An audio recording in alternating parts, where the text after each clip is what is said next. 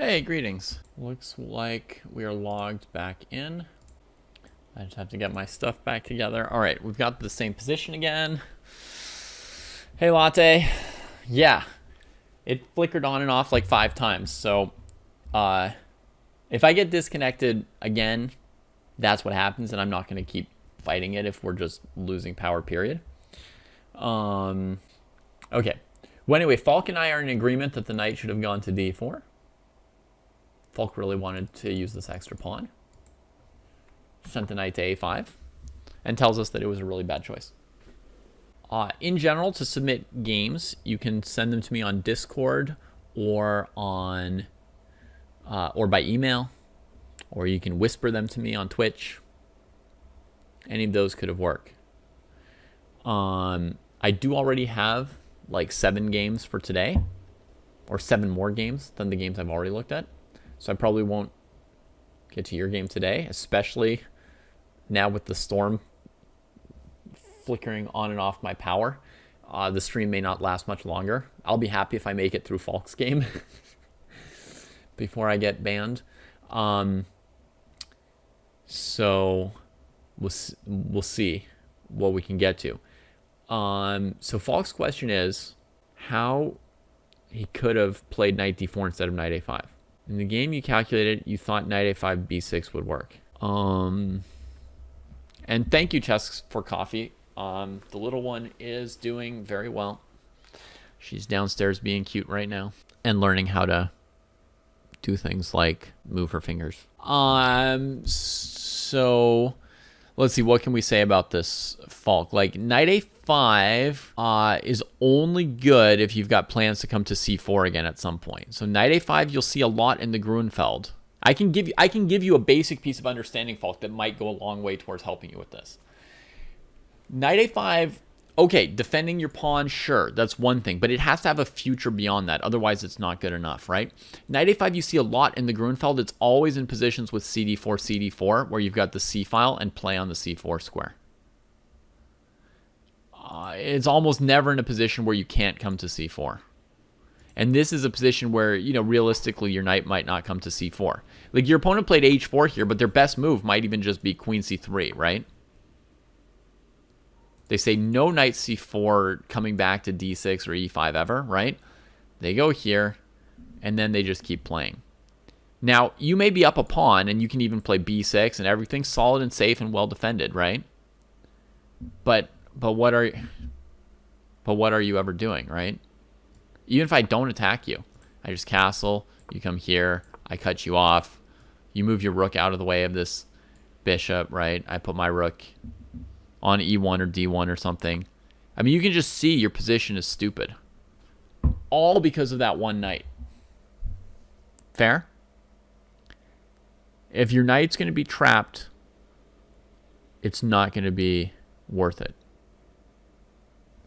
So I think that gives you a tool that'll help you to know when to play knight a5 or not. Now, that's just a tool. That's just the first level knowledge of it, Falk. You are good enough at various things in chess that you know that there's like the 2nd degree and 3rd degree and 4th degree knowledge, right? So there'll be, you know, more complicated scenarios where you play knight a5 anyway. Sometimes knight a5 is played in positions where there's still a pawn on c3, d4, rook on c8, and black's looking at sometimes playing c4 or cd4 and hasn't yet decided, and there's still some skirmishing on the queen side. This position here is a pretty clear example of the knight will be stuck there for a long time, which is not going to be worth a pawn. Right? The difference between that and a knight on d4 is going to be way more than a pawn. Now another piece of it, which is more subtle, Falk, is knowing just how good this move is. And when I see this move and, you know, white takes this pawn, I'm thinking black's 25 moves maximum. Games must be under 25 moves. I don't think these have been unexciting miniatures, if that's even a thing. These have been perfectly interesting miniatures. So, Falk, you may not have a sense of how good this position is for black. When I see this, I'm thinking like, wow, we're really in good shape here. That's what I'm thinking when I see this position. Yeah, I mean, we're probably putting the queen on the dark square, so this bishop's really bad. White has to castle, even though their king side is going to be dangerous. And now you've got, a bunch of different ways to play this.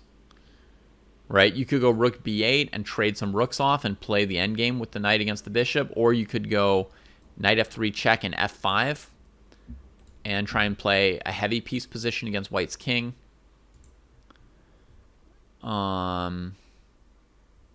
Which I know it seems weird, like trade off your good knight for the bad bishop. What? That was... But, advantages get traded in chess.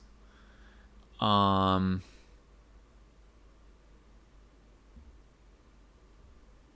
yeah, you could go like here, here, here, here, here, here, here. And then, basically, you just try and queen this pawn with your queen and knight just outplaying this bishop dramatically. That's an option there.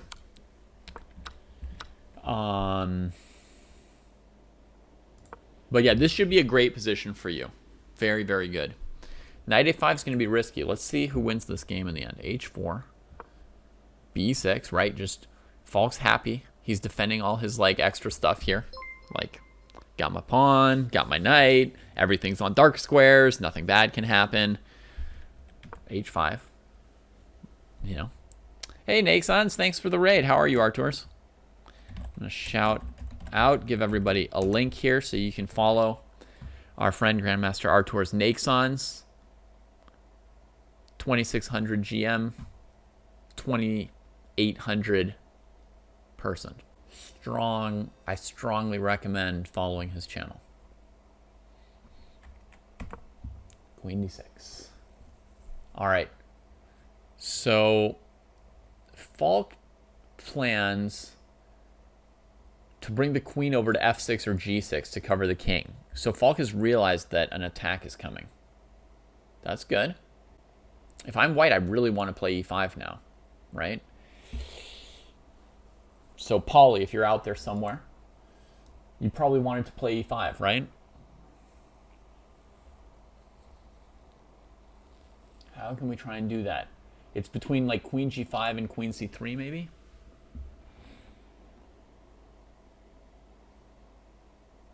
What happens if Paulie plays queen h6, by the way? Before we get into some fine positional discussion, trying to limit that knight, trying to open up this bishop, what would have happened if he just tried to checkmate you? I have a feeling Falk would have had to trade on h5 here. There's nothing else that's coming to mind as a legit option to avoid getting mated. Why is this bad for black? Because the knight on a5 is bad. And when I say bad for black being bad at chess, it might be slightly better for black. I mean, it might be slightly better for white. It might be equal. Oh my word. Falk wants to open up the king side even more with f5. Can black try it? I suppose so. It's probably your worst move that doesn't hang material.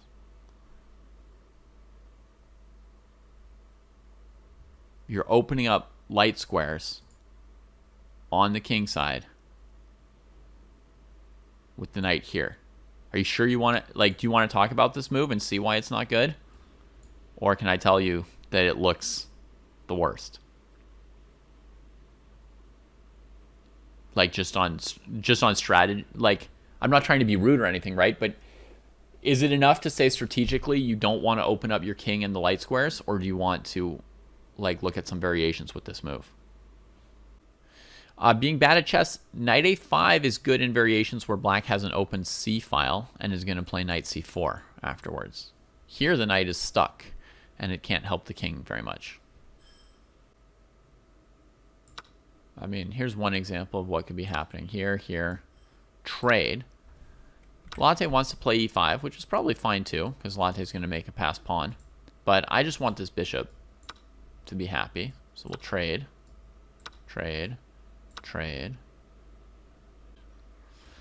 D6, rook e8, maybe d7. Bishop g4 maybe.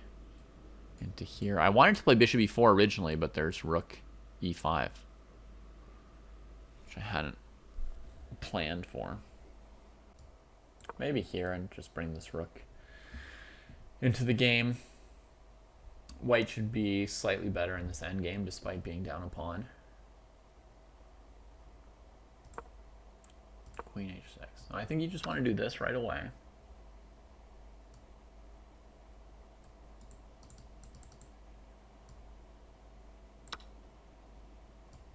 Now in this position I was going to suggest e5 for strategic reasons, but there's queen b1.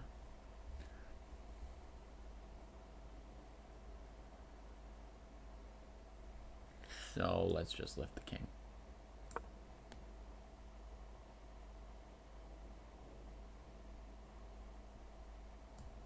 And try and scramble back with the knight. Scramble back with the knight.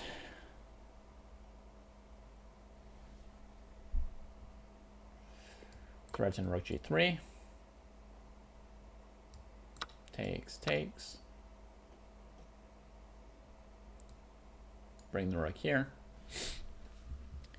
White's coming out ahead again, even down a pawn, right? King g7.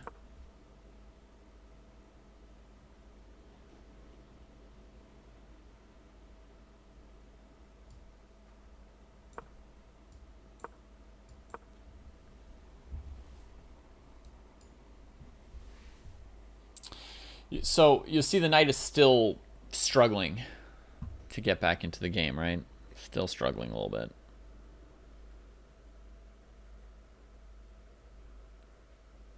Maybe f6 can save the game here.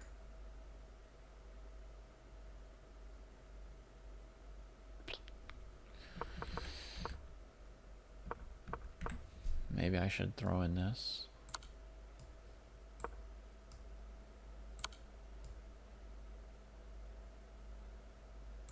Yeah, what did that do? That didn't help, right?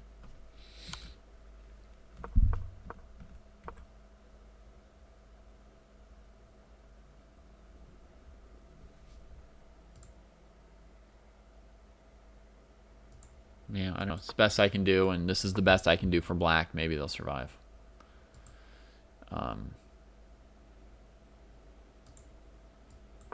Bishop here. Knight is great now. I take back everything I said about the knight. It's great. King here, rook check, wins the rook. So the knight's great now, but so is white. Right, rook on the 7th, bishop's pretty good. We can probably play d6, and we have f4 at some point. Yeah. All right, so that's a little taste of queen h6. Which is not what Pauly played. Pauly, this move looks pretty good for you. Queen h6. Feels like a little advantage for white, maybe, if you play this move.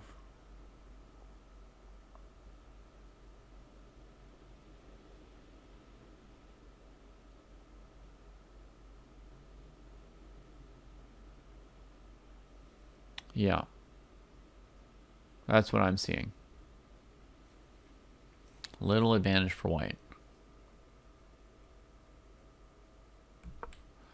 Okay. Another move that looks pretty interesting is queen c3, let's say. Stopping knight c4 and trying to play e5. And I don't know if black would go queen f6 or pawn f6 or queen f4. My instinct is queen f4.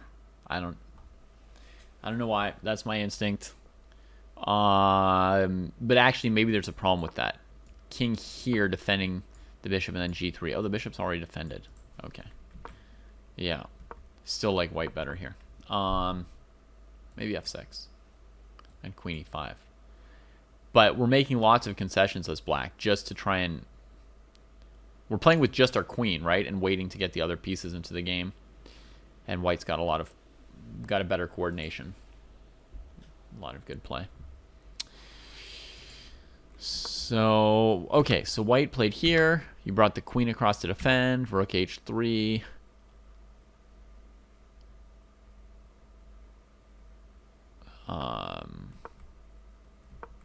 Queen f6. Pauly might have had another good move here like this. Rook h6, right? Because your queen doesn't have a lot of choices. She has to go here and then here, doubling rooks. You do get a tempo, though, on knight c4. That's a very juicy tempo. Oh, man. That would mess it up for white. Okay, I can see why rook h6 was not played. So rook h3 in the game. Queen f6.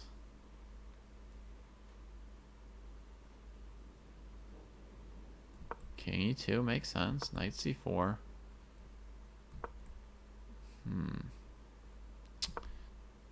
Your rook wants to go through that square, Pauly. Knight c4 was strong. Pauly couldn't find... See, if queen c2, it's knight a3. If queen d3, it's knight e5. Yeah. I can understand how Pauly became uncomfortable here after this. But I think the correct thing to do is to allow the knight to trade for your bishop, which is not that good anyway. And just focus on playing rook h1. Right? Knight e5, queen c3 or e3 or something. And it seems more or less inevitable that you'll get to play rook bh1 now. And then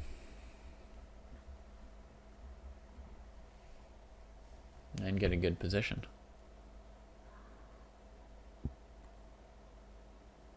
Yeah. Yeah, I think white might be slightly better there. Is there a move here that doesn't allow knight c4? I suppose bishop e2 doesn't feel good. There's black in time with e6. So, okay. So you're saying here, here, here. Can you now play e6?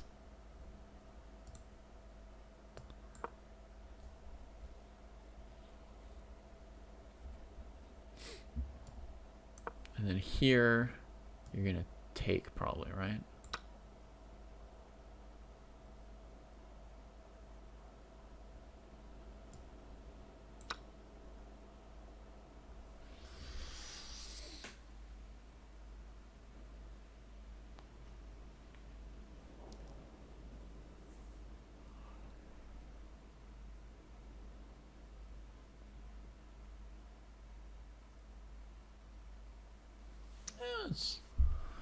It's not clear, Falk, if you're going to make it or not. Yeah, it's a good question.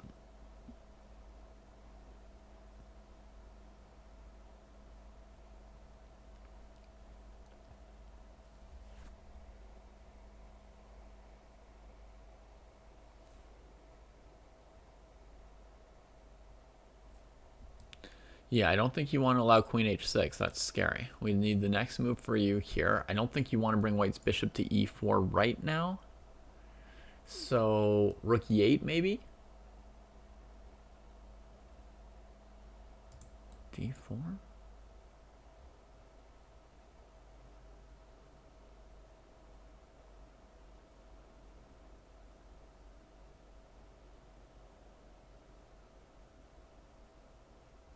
Yeah, rook e8 feels right.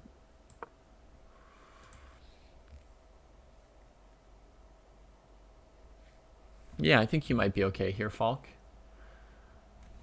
You hold the knight. Rook h8 should be a draw.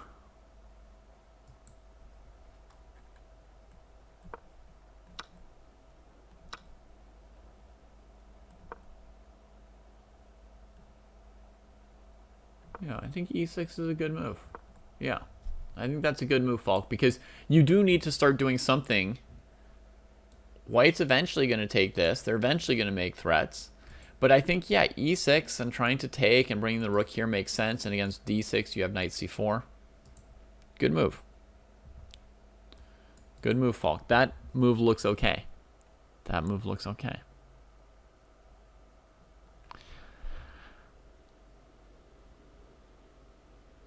Yeah. Good job.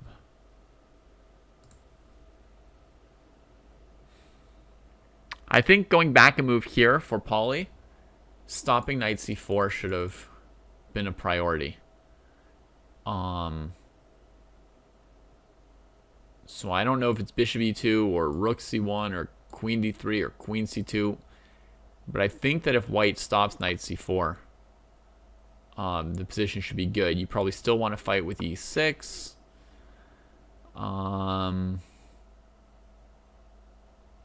And I don't know what happens. No idea what's happening. I have no idea. This seems like the right way to fight, though, again. Yeah.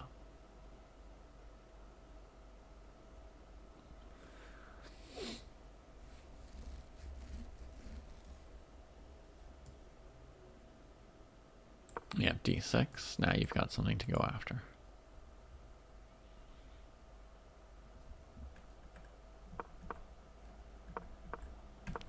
Okay, so in the game, knight c4, queen c1. Now it feels like this rook can't get over there and like you're doing fine. Knight e5, queen came behind here.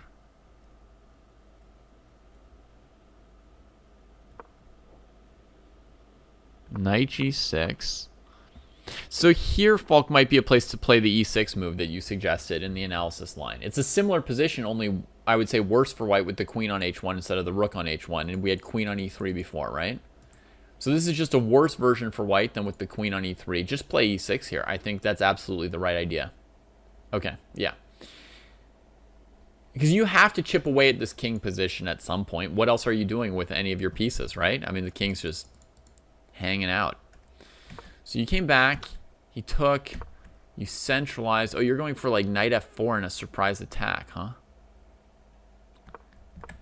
So, did you have a plan against g3? Or maybe queen h6, keeping the knight out? You're going to harass with checks and get a draw, I guess.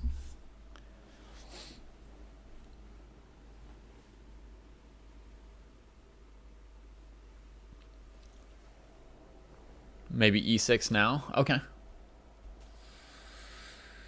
Okay. I mean, the position looks, Falk, like you've got enough to probably get a draw here. You're hoping not to get mated. That's reasonable. You probably have enough to give a draw with checks here on this king. As long as you always check on c4. It's hard for this king to get out. I mean, I guess it's not simple. Maybe you're right. Maybe play e6 and just keep the queen covering these checkmates. Even against queen h6, right? Technically, white's not threatening anything. So maybe e6.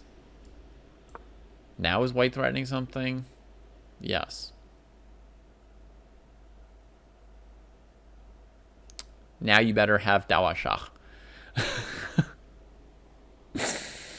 And I think you do. I mean, I feel like you should. You can even just come over here, right, and start giving checks from the side.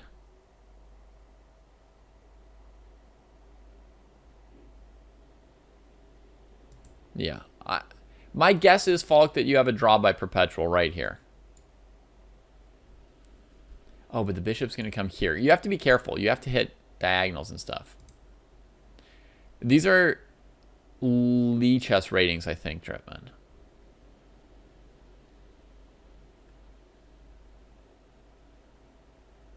I fear these may be Lee chess ratings before you start celebrating. But Falk will get to 2000chess.com as well.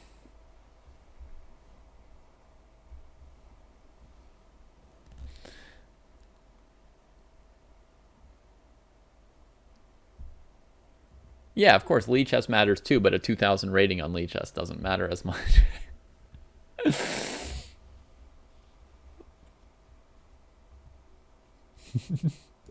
Okay, we're just going to say you've got a draw. I'm going to tell you you have to be careful. Like, for example, in a position like this, you don't want to check when the useless bishop can drop back. Here you have to give queen c3 check, right? And when the king comes here, then you give a check. And when he comes here, then you can check, etc. And you should have it. You should have it. Okay, so queen d4, rook b3, allowing your knight to come to f4, just like you wanted. But you hit the rook first. And white resigned. Ooh la la. What a spicy game. Oh my goodness. That game is very intense, Falk. I mean, it's a 20-move game that you could analyze for 20 hours. Yeah, rook e3 looks like the normal move, but now the rook's not covering any of those squares for your draws by repetition, right? I imagine that was part of the reason for c4. It looks like black's already winning at this point. Okay. Yeah, I mean, this rook is weirdly coordinated here now, right? It can't attack here anymore. You want to just queen the c pawn. Oh, I see what you mean, Falk. Yeah. I see what you mean.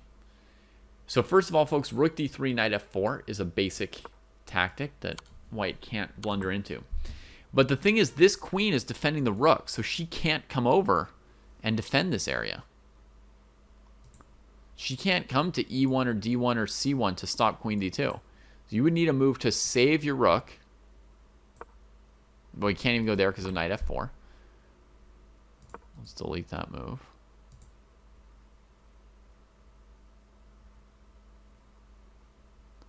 You need a move like rook h2. Oh, that was the only square I could find. And then queen d2, king here, c2. It's the end. I mean, the pawn just suddenly queened. It went into turbo mode there. So this move here is a great move. I'm putting an exclam on it for you, Falk.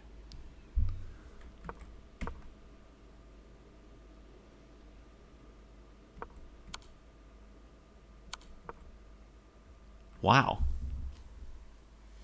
A sudden kill, c4. Nicely done.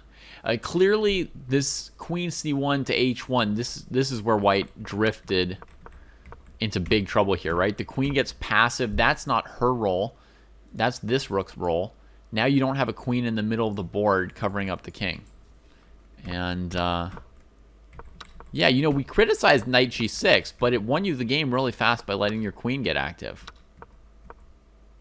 I still think, you know, we should probably play e6 in this position. We should trust we should trust in the best looking move here. We should believe that this is good. Knight g6 wasn't bad. It just feels like e6 should be stronger. But knight g6, you threatened knight f4 and you brought your queen, yeah. But e6, you could maybe bring the rooks if white continues defending well. Fascinating game, my goodness.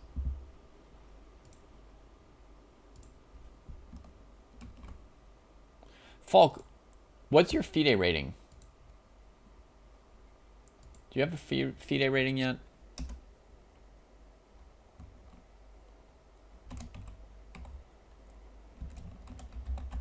Still unrated. Okay.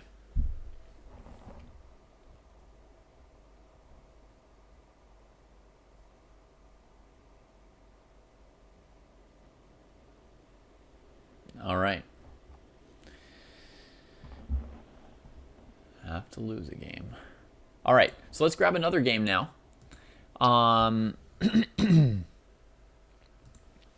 Let's see, like Tibor, are you still around? Should I do Tibor's game?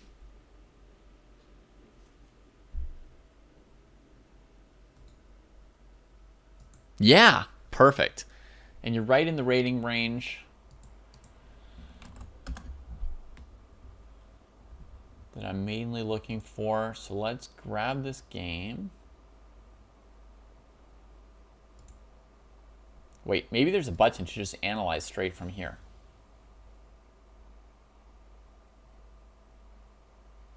Did I save Falk's game? I did. Yes. All right, so let me... I'm afraid if I click on analysis, it's going to be computer analysis, but it's the only button I see that looks likely to do it. Perfect. There we go. Okay, folks. Tibor has white here, and I believe that this is the first time I'm looking at a game of Tibor's on our stream, so happy for that. Okay. All right, super mainline English. Now, it may come as a shock, folks, but we're like halfway to the end of the game at this point, I think. This is a pretty standard position so far. I will say knight takes c3, probably not the best move for black here, right? I like taking back towards the center, as Tibor does with the b pawn. The main theoretical move in this position that people play as black is knight to b6. Just keeping that piece. But, okay. This move shouldn't be ultra terrible. Now, bishop g4, though, that's a very aggressive move because it's leaving b7 dangling and the bishop itself dangling. That's immediately two bad tactical elements created in one move. And, you know, we have to start wondering if queen a4 or rook b1 might not win the game on the spot. Well, win a pawn, and then, you know, if you were Magnus Carlsen, maybe win the game on the spot. If you're one of us, you know, give you good winning chances. Let's correct that statement of winning on the spot to, you know, one of these moves might give us good winning chances, might potentially win a pawn. So I would get pretty excited seeing bishop g4. That's like the first moment my alarm bells, tactical alarm bells, would already go off right here on this moment. So a question to you, Tibor, is did you consider either of these moves, queen a4 or rook b1 here? Or did you just sort of keep going with the normal castle, you know, do all my development, do all my stuff? You know, for what it's worth, rook b1 and queen a4 are tactical moves, but also developing moves. Okay, so you had rook b1 already in mind. You were already starting to think about, is rook b1 good or not? Yeah. Often you want to seize your moment if you did castle first. Yeah, I'm just asking if you looked at these other moves. In the game, you did castle. I'm just wondering if you considered playing rook b1 or queen a4, if you looked at any other moves. Because sometimes people are on sort of autopilot developing. Like they're just... Which is better than people who don't develop, obviously. That's already like a big skill up, right? But sometimes when people learn about development, it's this amazing revelation, and then they go into a kind of autopilot method of playing the opening, where you just play the most obvious developing move every single move. Which, again, I don't want to teach people not to develop or anything like that, but it can mean missing an opportunity now and then, right? Sometimes you have a special chance that comes up, and people will pass it by playing a simple normal move. It will rarely cause you to lose a game. It'll just miss a chance to win a game. You see what I mean? And leave the contest going. So, for example, let me just show you a small difference between rook b1 now and castles, and then rook b1, right? So in the game, he castles, we get a trade, and black plays queen d7, and now Tibor plays rook b1. Well, in this position, black has a new way to defend the pawn. It's to castle queenside. If that were desirable for black, then playing rook b1 first would avoid that option for black.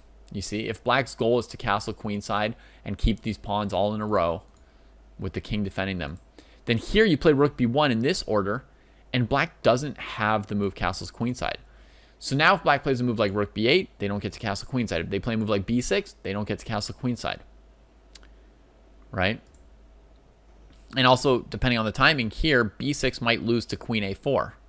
Whereas in the game, I don't know if b6 will lose to queen a4. We'll see, because I think that's what happens in the game. b6, queen a4. Maybe it'll still lose to it. Maybe we should check that before we get too far into this. I don't necessarily need to belabor the point if it just makes sense to Tibor and everybody else, but this game's going to be short, and I think this may be one of the main things we can learn from it is sometimes just attacking something immediately when your opponent has less defensive options can be even stronger than developing more and then attacking it. And there's other times where when you attack something, it doesn't make a very strong threat, and it would have been better to build up your position more before attacking the thing. So it can go both ways, you know. If rook b1 were not a useful defense, a useful developing move, and a move that is part of almost every white plan, sometimes you'd be wasting a threat, your opponent defends it, and then you've wasted your threat. The thing is that in this position, rook b1 is not only making a threat, but it's also totally in line with all your development.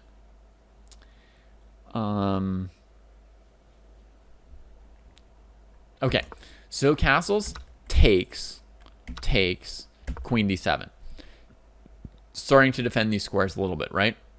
Rook b1 comes from Tibor. The threat is rook b7, and not only is that a pawn, but once Tibor gets that pawn, this knight is just going to be swimming, right? It's going to be hanging. This pawn's keeping it from going anywhere new. It's going to be a real danger. And we also have to worry about the rook. So we've got 3 tactical vulnerabilities on this diagonal. Black's got no light squared bishop to counter it. The situation's already critical after rook b1. Black's got to be very, very careful what move they play here. In the game, Black played b6, and after queen a4, I think they already lost the knight. We can check if there was a better move for Black here that they didn't play, but in the game, they played here, and Tibor captured. It's funny. We said Black had 3 things vulnerable on this diagonal, right? The knight, the pawn, and the rook. 3 moves from now, Tibor will have captured the knight and the rook. The only thing that will have escaped will have been the pawn. So, so we can say from Lex's perspective that Black prioritized saving the wrong thing, right? They focused on saving the pawn, but didn't realize that the pawn was important for not losing the pieces on this diagonal. So b6, very, very dangerous approach to this. I would say if you want to avoid disaster here as Lexa, there is a possible move. Let me give this to the whole chat as a test. Obviously, there's not a winning move for Black. There's not even an equalizing move for Black, right? But can you all suggest a way that Lexa could do better than losing a rook and a knight? You're allowed to lose only a knight, or only a pawn, or only 2 pawns. Right? Do we have an option here to mitigate how much we lose? It's an important skill in chess because we all get bad positions sometimes, right? So can we minimize how much we lose here? You don't normally get puzzles of that type, right? Puzzles are usually, you know, white to play and win. But now I'm asking you Black to play and not lose super bad, right? Got a couple suggestions coming in chat. All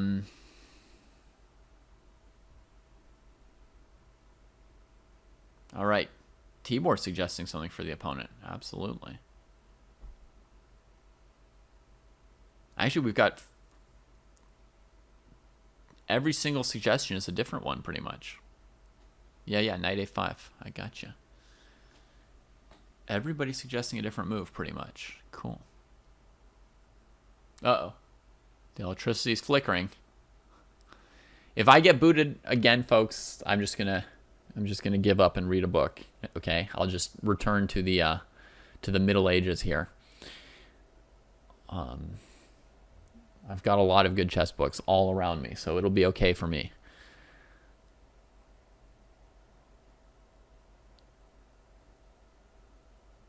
Yeah, I could light a candle,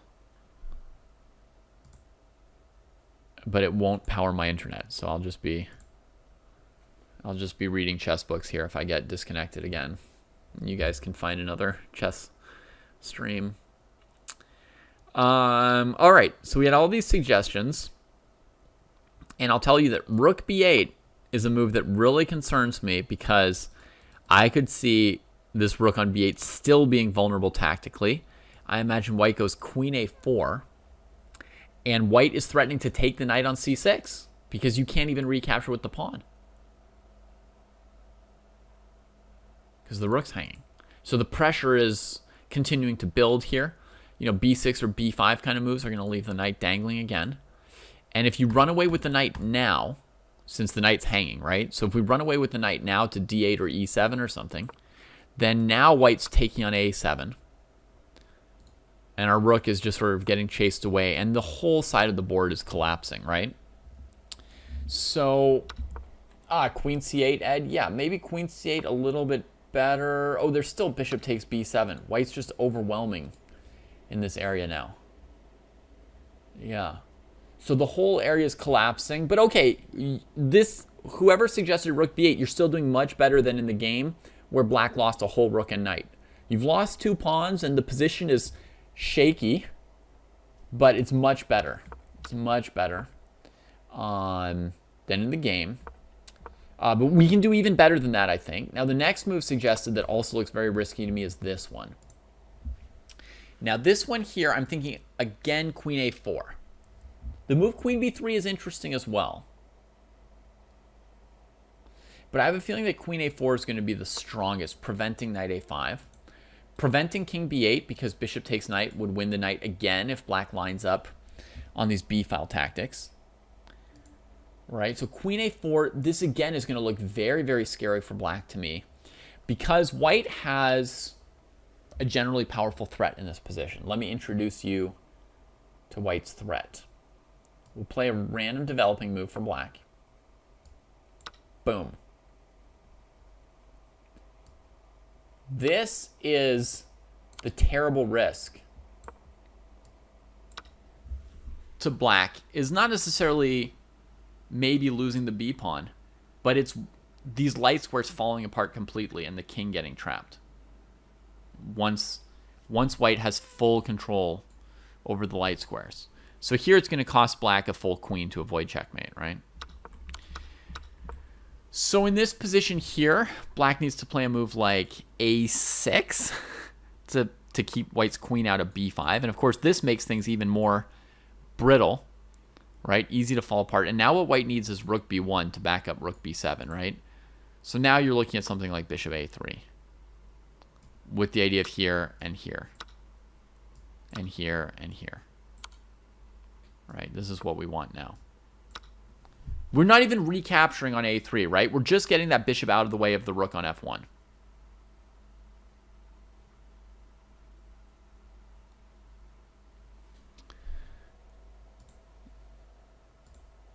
And, yeah, I think, again, black's losing at least the queen here.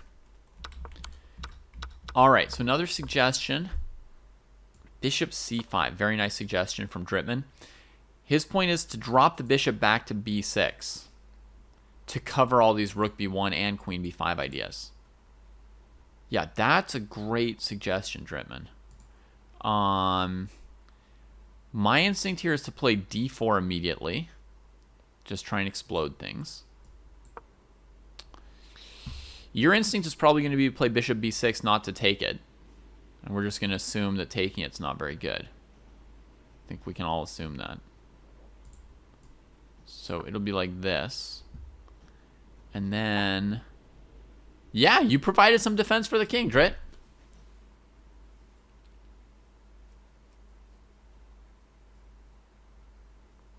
All right, everybody, Drittman earned some stars for finding this one. For sure. That was nice. By the way, Drittman, did you notice rook takes b6?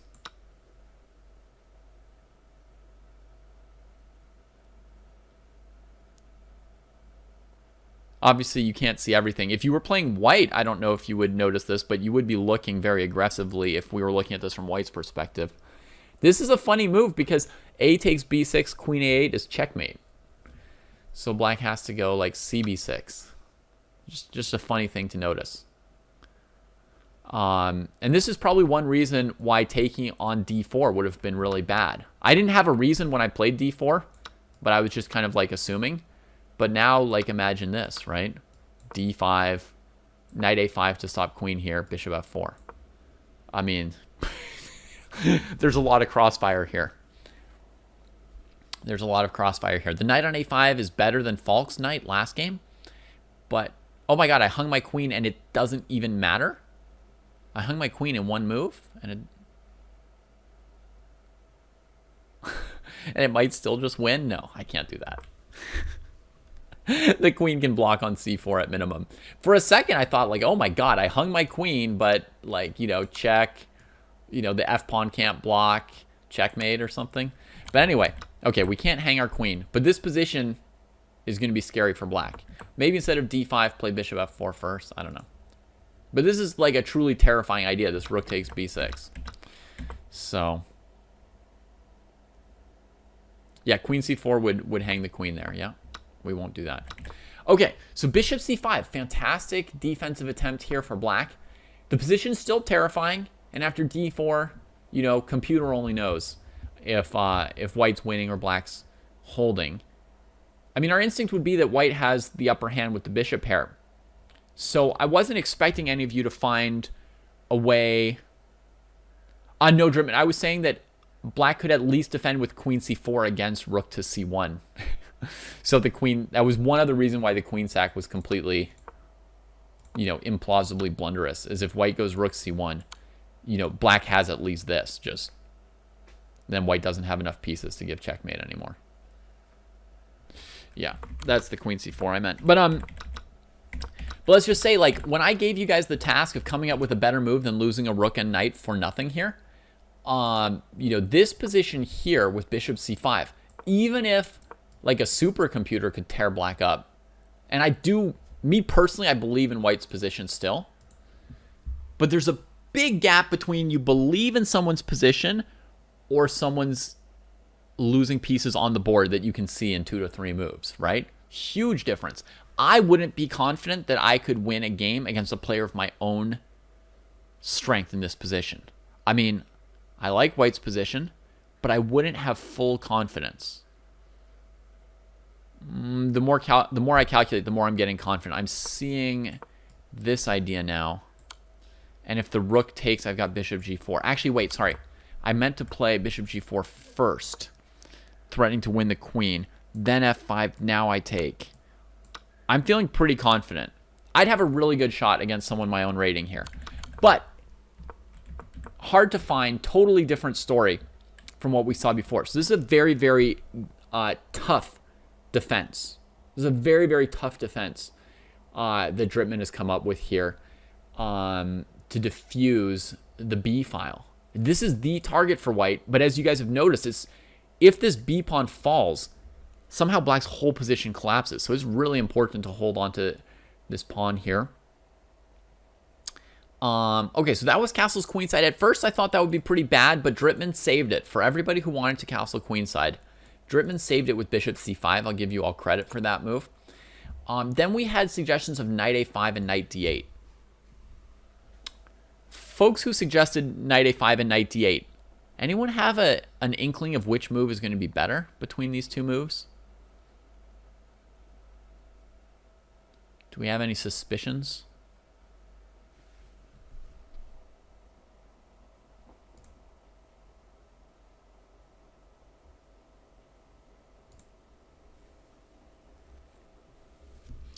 Because it's interesting, when I first gave you guys this question, my personal answer would have been knight to d8, because I'm feeling as black like I'm on the back foot, right? I'm in danger, I'm getting attacked, I'm getting hurt. So it's not my instinct to move forward when I'm defending, right? I feel like that's another dangling, hanging piece, another way for me to, blunder something or get in trouble or whatever, right? So my instinct is I wanted to play like knight d8 and c6 and turtle up against this light squared bishop, right? But as Tibor says, this move has a big downside. It clogs you up, right? How are you connecting your rooks? Where's the knight going from there? So I don't know which one's best. And the thing is, knight a5, if white could attack it with, queen a4 or queen a3 or something, then this move might straight up lose. But white doesn't have a way to attack the knight. So this move might be plausible as well. So I'm going to give full credit to anybody who played knight d8 or knight a5 as well, because I don't see a way to win against those moves. I'll tell you this, if you play knight a5, don't trade on d4 here, because you're giving white bishop d2. Your position cannot yet survive white attacking that knight. So when white plays d4 in this position, don't take it, even if you have to lose this pawn. But, maybe bishop d6 or...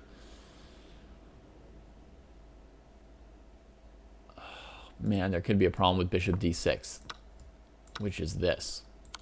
I'm engineering a way for white to attack the knight. Oh, bishop c3. Can we hang on? Can we hang on, black?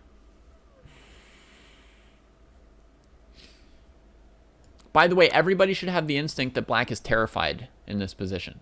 You should all have that instinct. If you're white or if you're black or if you're just watching a game, this is a terrifying scenario for black. This knight's barely alive. This bishop's barely alive. The rooks can't come out because now we're forcing the king back into their way. There should be total terror. And from a position of total terror, you can then be resourceful. You understand that this is the moment in the entire game to calculate your heart out. You know, as white or as black. As white, you want to put them away now. And as black, you know, if you slip up, you're dead. So play every move like it might be your last. Yeah, after rook d3, I mean, it's going to be intense, right? It's going to be intense. It's going to be something like, you know, c6 trying to... Oh, rook takes. That's why black's got to be really careful. So maybe the king has to go in the wrong direction here. Like over here. And then rook d3, c6. Trying to kick this rook either off the knight or off of b4. And then if the rook comes here, trying to save this piece, but there's this move. I don't know that there's any saving black here. I don't know. I would not be surprised if black's lost. Maybe we can throw in h6, try and get the rook off of the knight still. Rook here, g6. Maybe just rook c5 from white is simpler. Then bishop b4 is with the tempo, and there's no time for a3. No, rook check. King here, and now a3. Or bishop a3. a3,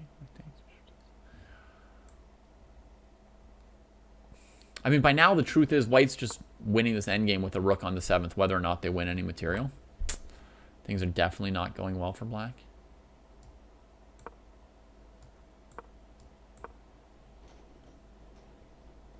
Yeah, bishop e1, king f1.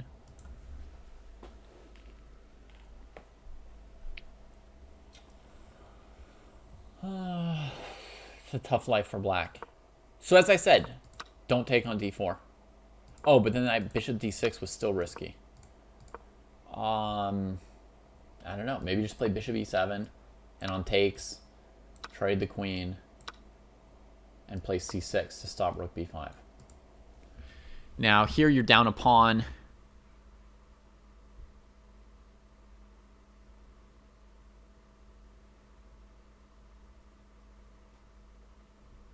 But you haven't lost yet. So these are tough defensive tries, right? Knight a5, knight d8. Yeah. So good for us for being tough enough to find these. Let me get some more water.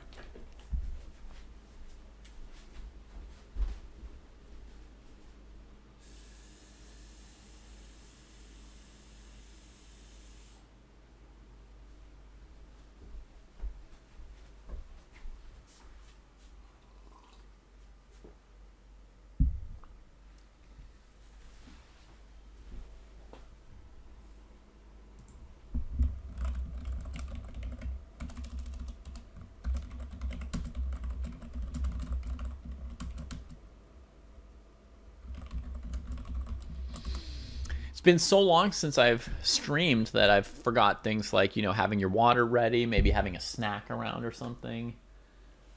But we'll get there. I'll relearn how to do this thing. So rook b1. So really good learning moment for Lexa. The game is obviously not going in black's favor. But finding a tough defense here, something like knight d8 or knight a5 even, which is risky but maybe tough, you'll get some points now and then out of playing like that.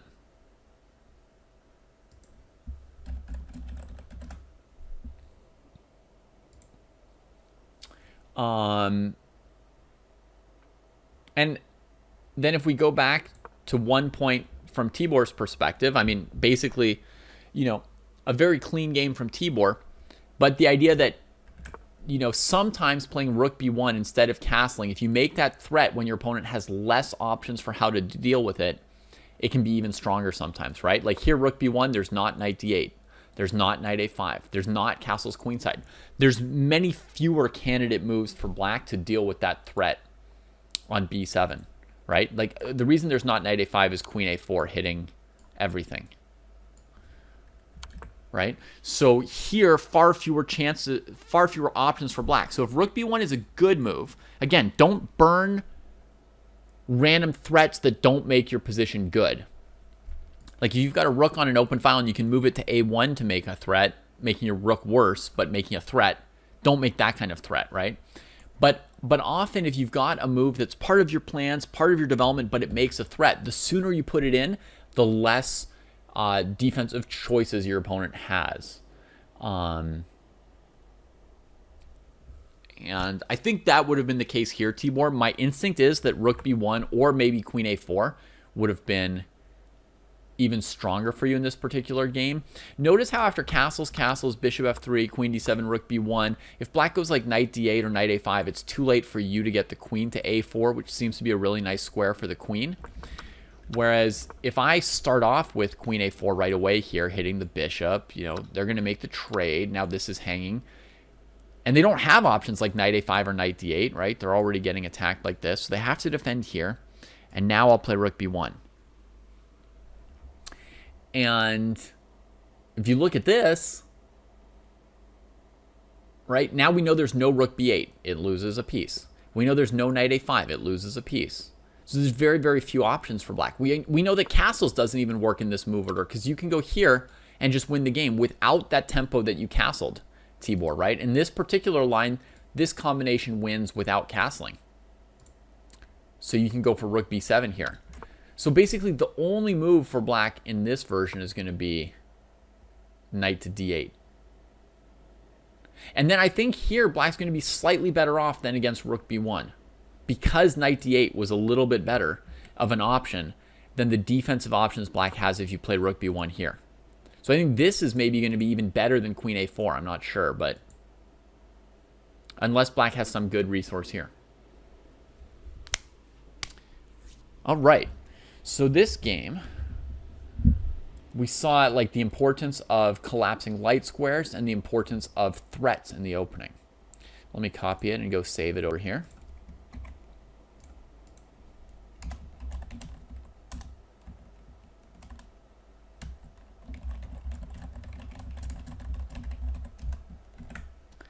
And there we go. We've got it saved over here. So Pawn Master Chess asking for advice for an aspiring chess streamer to grow on Twitch. Well, as you can see, Pawn Master Chess, I'm not particularly good at growing my Twitch channel. We've had a very, very difficult and slow growth as far as Twitch and YouTube channels, Kostya, Jesse, and I. What goals do you have when you're saying you're an aspiring chess streamer? Like, what do you want chess streaming to be or mean for you?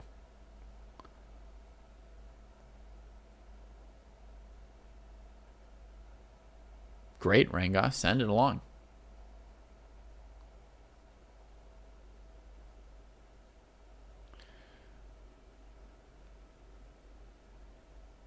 Zonderbox suggests prioritizing entertainment over content. Right? I mean, it depends what you're aspiring towards. What kind of a chess, what are you trying to do with chess streaming? Do you want to become a professional streamer? Do you want to earn money? Do you just want a lot of people to love you? Do you want people to hate you? Do you want to be the heel in the world, in the chess drama world? A side hobby. I mean, I can tell you the things that I did that I think were good for me, but they may not be the same things that would be good for you depending on your aspirations, right? Like if you want it to be a fun thing that you do on the side, then I would recommend that you don't go solo. That would be my top recommendation. It's also my top recommendation for people trying to get better at chess is to find a training buddy. But for me, one of the main things I did that helped me with this channel was I didn't try and build a channel all by myself, but I paired up with Kostya and Jesse, and so we work as a team of 3 and we take turns, and sometimes we do shows together and sometimes we do shows alone, but it means that the channel is active more often. The one thing you need to be careful with that is you need to have a somewhat consistent brand when you have multiple people. And I'm not a branding or marketing kind of person, but the point is, let me just give you an example. If you stream chess in English and somebody else streams Settlers of Catan in French, then when you get a follower and then they click in for your partner's show, they're going to get a show that they're not interested in. And that's actually going to decrease the chances that they come back to you, right? And the followers that your friend gets who want to see Catan played in French, I mean, I hate to say this, but probably only an idiot would want to watch other people play Catan. But the people who want to see your friend play Catan in French, when they click onto one of your streams and you're playing chess in English, they're also going to be less likely to come back because of that, right? So you guys don't need to be completely uniform. You want to have, like, you can have some variety. Jesse, Kostya, and I have some different flavors, right? But we're all doing chess. We're all doing English. We're all doing a fair amount of instructional material. And there are further similarities in our philosophies, like lots of things that we agree on, even though we have some different personalities and some little things that and obviously plenty of things that we disagree on, as anyone will.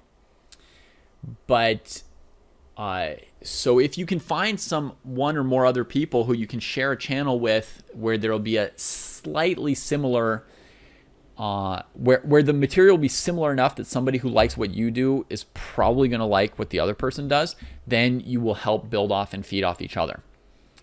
Now, another way of not going it alone is to do collaborations. And that's another thing I would suggest. We would do a lot more if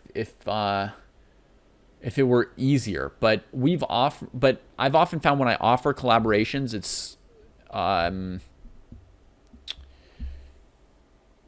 it's harder to find other people who want to do collaborations with us. But if you can, it's still worth it. So that might be a matter of there not being as many people who are on the same wavelength as Jesse, Kostya, and I.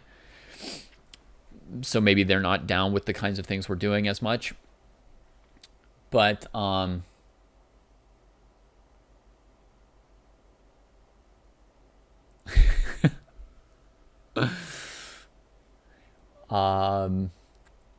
yeah, that would be my other suggestion, is if you can do some collaborations. It'll make things even more fun, but also it'll give your viewers a chance to see your collaborator's channel and their viewers a chance to see your channel. And that's a place where you can pick up some more views and become better known. If that's something you want to do, is grow the audience a little bit. Okay. So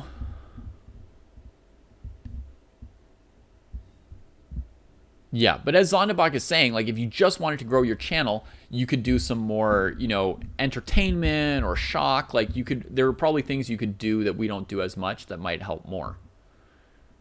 Right? And you can see it if you look on YouTube and see which videos have a lot of hits. It's going to be videos that sound emotionally exciting.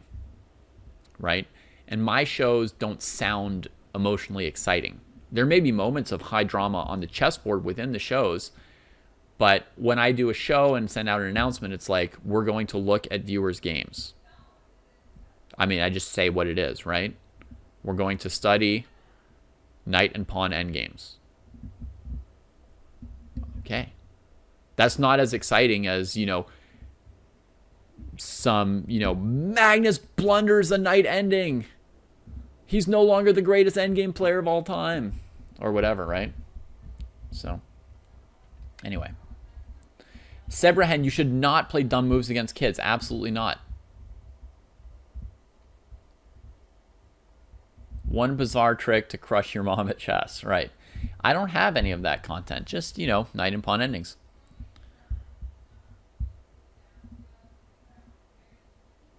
Yeah, good advice from Renga as well. Like, if I tried to do a bunch of clickbaity stuff, it probably wouldn't work just because it's worked for somebody else. It wouldn't work for me because it wouldn't be making me happy. So you should definitely be doing something that's true to yourself. So, I mean, it's cool to, like, strategize a little bit and pick up some ideas from other people. But if there's something you don't like, you shouldn't do it just because other people say that it's a good idea for growing, right? You do have to, within ideas and suggestions you hear, you have to do the things that are consistent with you and that are things that you're going to enjoy.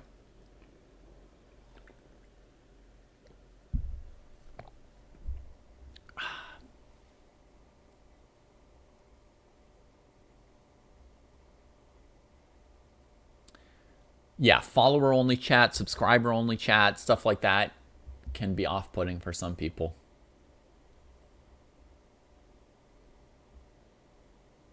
To Sebrahen's question, real quick, Sebrahen, I assume you're playing against kids and you want them to learn chess, and you're afraid of beating them down too hard and discouraging them. So you're asking, should you or shouldn't you play dumb moves that would give them more of a chance to win their games, etc.? The answer is, the moves that you play are the moves that they're going to learn from. So if you play dumb moves on purpose, you're going to teach them dumb moves. What you should do with newer players or kids or anybody who's learning and you're afraid of discouraging, and whether or not you're afraid of discouraging them, I mean, you should always do this with weaker players. It's you should always play at odds, like handicap, so that you can play the best moves that you can think of, but they still get to win.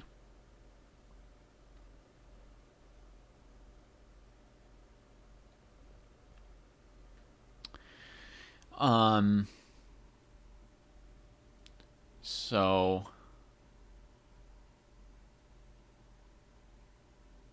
yeah, you want to give them enough extra material that they can win at least 50% of the time, and then play your best.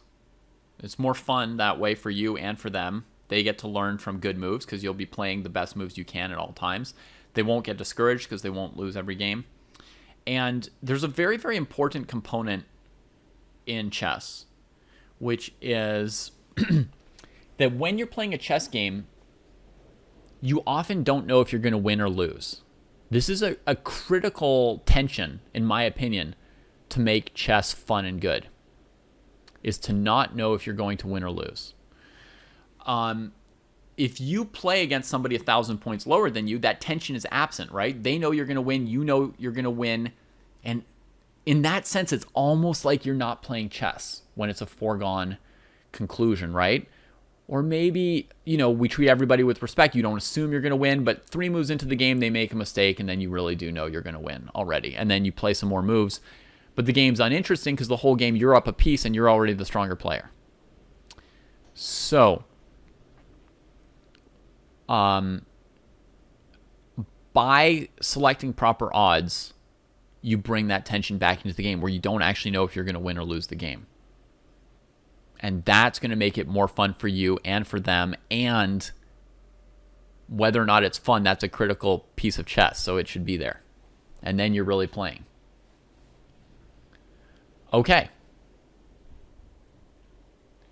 Let's go on to another game, right? So the next game I have is from Kraai, Johnny Lawrence, versus Mamba. Are you still around, and do you want us to look at your game?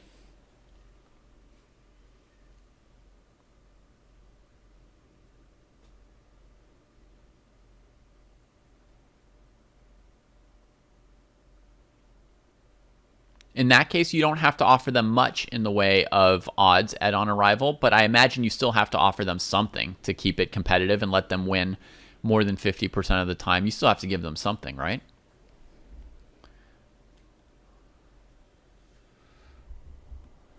All right, let's check out this game of Johnny Lawrence.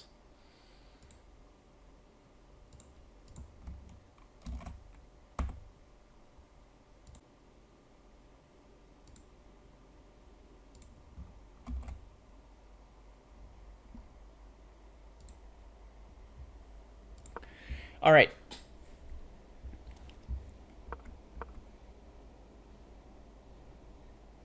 Oh yeah, playing together as a team is super fun, Tibor. That's often called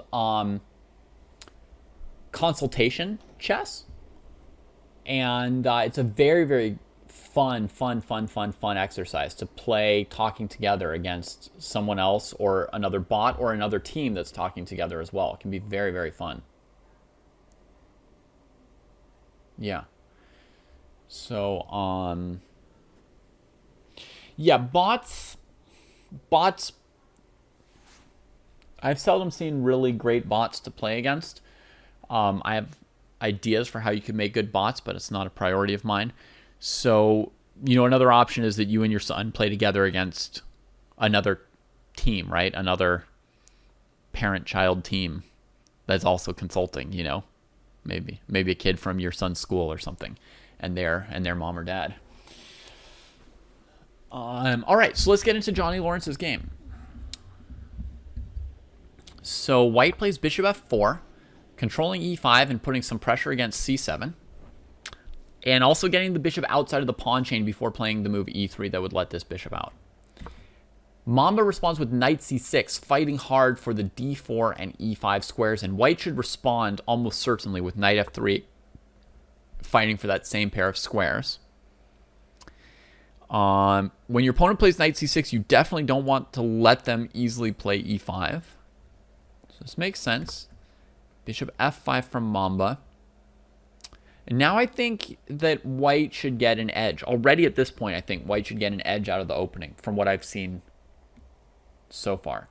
I think that if you're going to play knight c6 and fight for these squares, you pretty much have to play bishop g4 to be consistent with this knight move and fight over this pair of squares with the pressure from the bishop towards the knight and queen.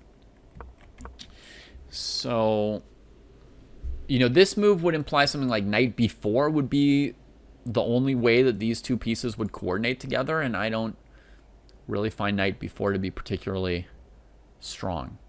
So, e3, e6. Okay, so white gets rid of knight to b4. You know, I rarely suggest moves like this. Those who've been around for a while will know that I almost never suggest moves like this. But doesn't this move a3, maybe stopping knight b4 and bishop b4, make sense here so that you can play the more aggressive c4 and put pressure on the opponent? God, it feels weird to lose a tempo like that. I've almost never done it.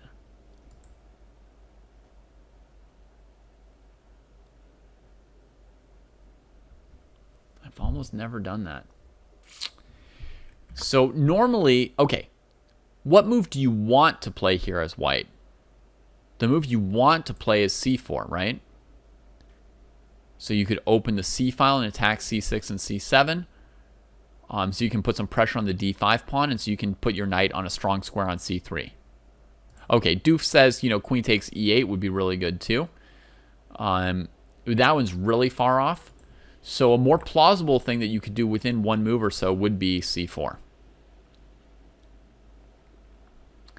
Now, the question is, if you play c4, does either knight b4 or bishop b4 actually harass you, or is it no big deal? I'm not gonna ignore you, Doof. I'm happy to have you here with us. So knight to b4, is that a problem? Threatening knight c2, very few options, pretty much relegated to knight a3.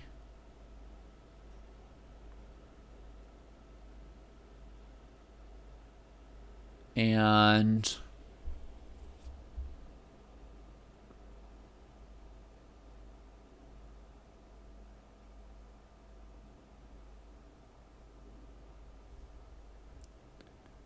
you know, the knight on a3 is not great, folks. I'm just going to say. And the knight on b4 is pretty good because you can never play a3. And it's hard to move the knight without allowing knight c2. And the knight doesn't have much of a place to go from a3 either. You know, this may be a weird scenario where this knight ends up being better placed than this one. Yeah, you can throw in queen a4 first. The knight is protected. So black can play c6 or queen here and come out fine. But black may also have a winning move here.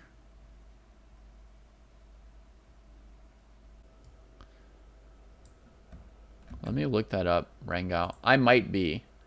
A lot of things I've seen and forgotten, you know? I don't remember it.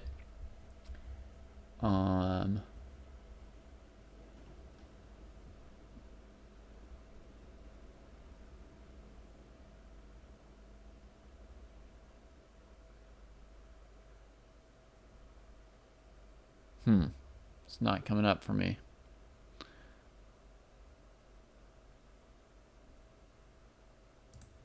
I'll have to keep looking later. Okay, so queen a4. Let's see, folks, if we can find a good move for black here.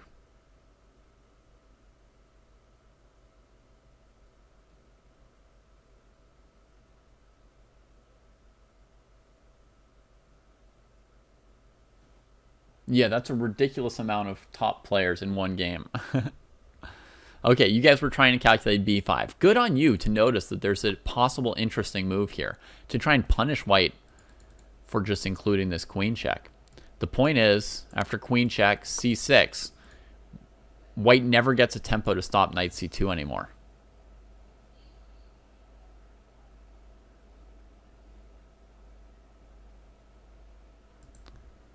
Yeah. So queen a4 looks very risky. Very risky.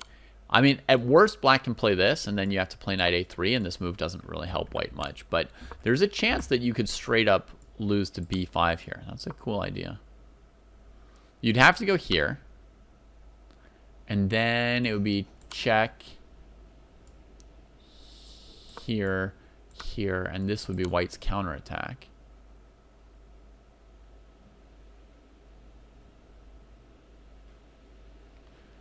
And if queen d7, bishop b5 wins, you have to go here. We're really risking it for the biscuit on a1.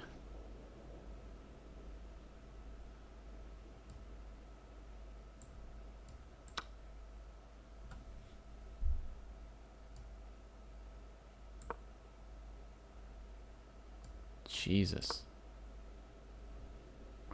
Wherever we put the queen. Yeah, this wasn't worth it. This wasn't worth it. Didn't quite work out. Insane. Okay, but now you guys have seen some tactics. Now you've seen some tactics. It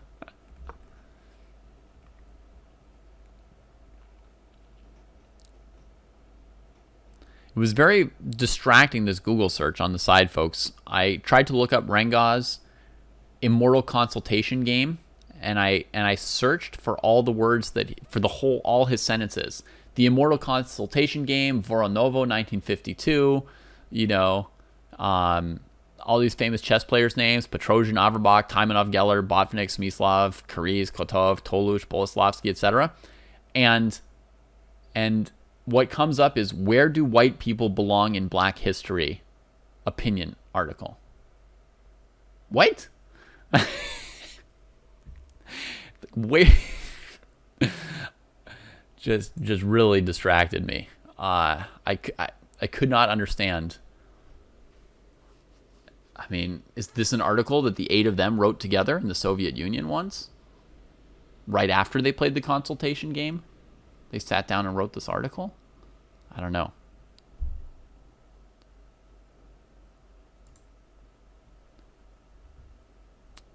All right. So, c4, knight b4, I think is okay for black. But there's really nothing I want to do other than play c4, folks. Like, without c4, life has no meaning to me. No pleasure, no joy, no relish. What am I doing if I'm not playing c4? Therefore, I think I might play a3 for the first time in my life. I think I might do it. I think I might do it. I don't know if I'll be able to live with myself, but I think I would play a3 here. Okay, Johnny plays c3. Now this move, Johnny, is more or less pointless, which is why I looked for another move here. Because what does this move do? Mainly it defends d4. Well, d4 was defended 3 times already and attacked once. So it was already what we call overprotected. So to me, this is kind of a pointless move, and you want to be doing something here. So things to do are develop your knight, your bishop, or play c4 like David wants. Those are kind of the options here. And since c4, knight b4 doesn't look good, a3 and then c4. Ah, you were bringing out the queen because black doesn't have a bishop to fight this diagonal. Okay, you were doing something. You were doing something. Good on you, Johnny Lawrence. Knight e4. Oh, look at Johnny with the sword.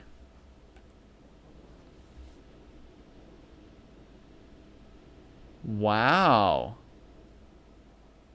Bringing out a new piece, too. I think a lot of people would play the move knight e5, right?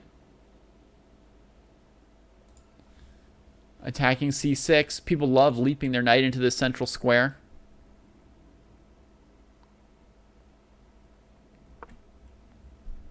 But using a new piece instead is quite exciting. Quite exciting. Cool idea. The point is that this b7 pawn is linked to defending the knight. So white's trying to overwork black on these two squares here. Oh my god, the storm is raging. Claude, this is a known position? That's weird. This is Rosen's novelty. I mean, this shouldn't really be a main position because white is winning, period, in this position, right? With knight e5 and bishop b5. Rangaz's seen this too. What? That's crazy. Why would there be a novelty in this position? This is not a position that anybody should play as black. Black is dead, says Claude. Okay. And is bishop a6 better than knight e5 and bishop b5? Because these are the normal moves that should be good for white. How is bishop b5 winning?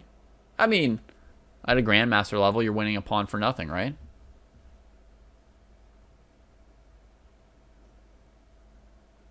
He was analyzing how to beat reversed Londons with the London. Okay. Bishop b5 is winning because this can't be defended, right? Queen d7, knight e5.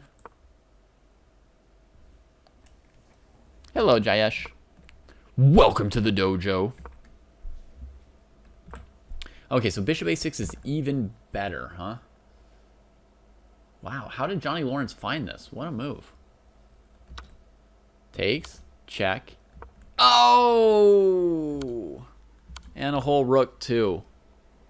So slightly better for black would be king e7, right? I mean, not like it's not going to be good for black. Black's position isn't good here. But this would be much better for black than losing the rook. Right?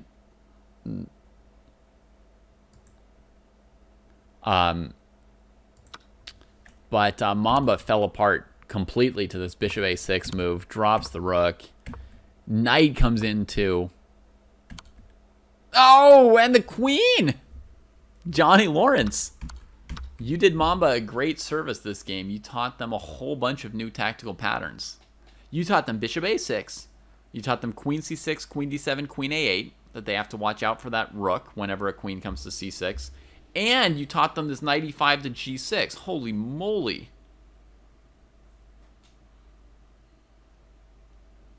Brutal. Well done. Oh, you know what, Johnny Lawrence? I can give you one small tip along with all this praise. In this position here, you can win the queen just the same without trading two pieces for it. Look here, knight g6, one piece, bishop d6, two pieces. Why don't you take a redo on this position for a second? See if you can find a way to get the queen for only one piece instead of two.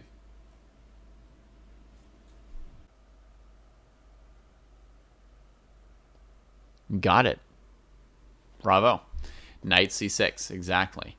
The queen's defending that square. So now you'll be trading your bishop for the queen or your knight for the queen. She gets to choose which one, but she only gets one of them, not both, right? So this is, again, this weak square that you weakened with bishop a6, right? That's the meaning of this amazing move, bishop a6. Wow. This square just becomes so weak for black. They don't have the bishop on c8 or d7 to defend any of these squares. So you get in here, and yeah, now knight c6, even slightly better than knight g6. One piece better. One piece better. And we like our pieces. Well, good job on the game. Did you come up with bishop a6 on your own, or are you familiar with this Eric Rosen video that people were talking about?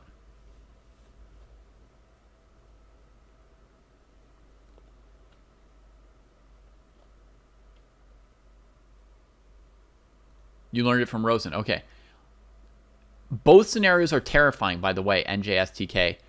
In my day, you have no idea how bad 600s used to be. You have no idea how bad they used to be. But now a 600 has watched instructional videos, knows insane opening tricks that are prepared, and can calculate stuff. It's absolutely insane. Let me tell you a story of how good 600s used to be when I was playing in tournament chess. There was a game between like two 600s, and what happened was one 600 got down to king and pawn, and the other 600 had queen, rook, 2 knights, a bishop, and 5 pawns. They start checking the king, and the king just gets checked, moves, gets checked, moves. My friend with just the king and pawn, his king, while getting checked around the board in a circle, eventually captures every single opposing piece, one at a time while getting checked. And then he promoted the last pawn and won the game. So that's how good 600s used to be. 30 years ago, 25 years ago. And now you guys are wielding some weapons. It's terrifying. It's terrifying. Well done, Johnny Lawrence. We're going to grab this PGN, save it into my list of games over here.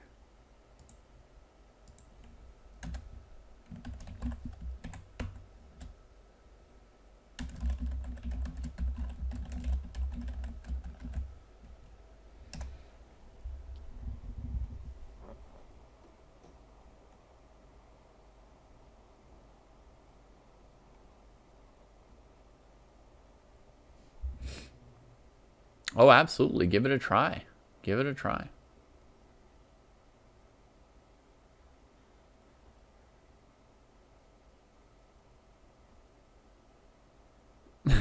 Yeah, Rumpelstiltskin, if you run a few kids' chess tournaments, well, this may not be as true anymore, because maybe now all the kids have watched Rosen videos as well. But in my day, and in Ben Feingold's day, if you ran some kids tournaments, you're liable to have dozens of ridiculous stories like that, including like kids come to you and one king has been checkmated by the other kid's king, and they're agreeing that it's a checkmate and signing the score sheet. Or I had a game where 2 kids were playing on with king against king for a long time, and oh well, you let them play, right? You don't want to get in the way or interfere too much as a TD, so you let them play. So you go away and you do some other stuff, and then you come back later and see that the game didn't end in a draw. Somebody won the game. I don't know how, but yeah, I mean it's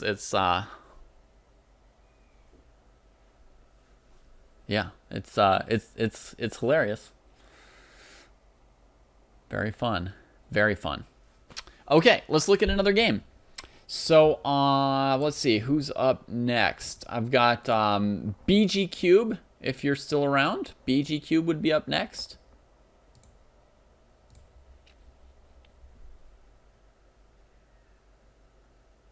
Exactly, Paul. No kings on the board. And you don't know what to do anymore. Like, how do you fix the position or help them keep playing? You're just, okay.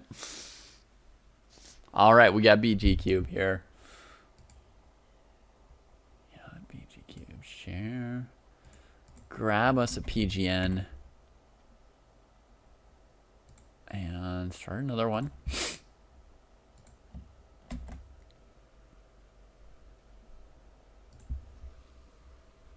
All right. A French defense. Our hero BG Cube is playing the white pieces here.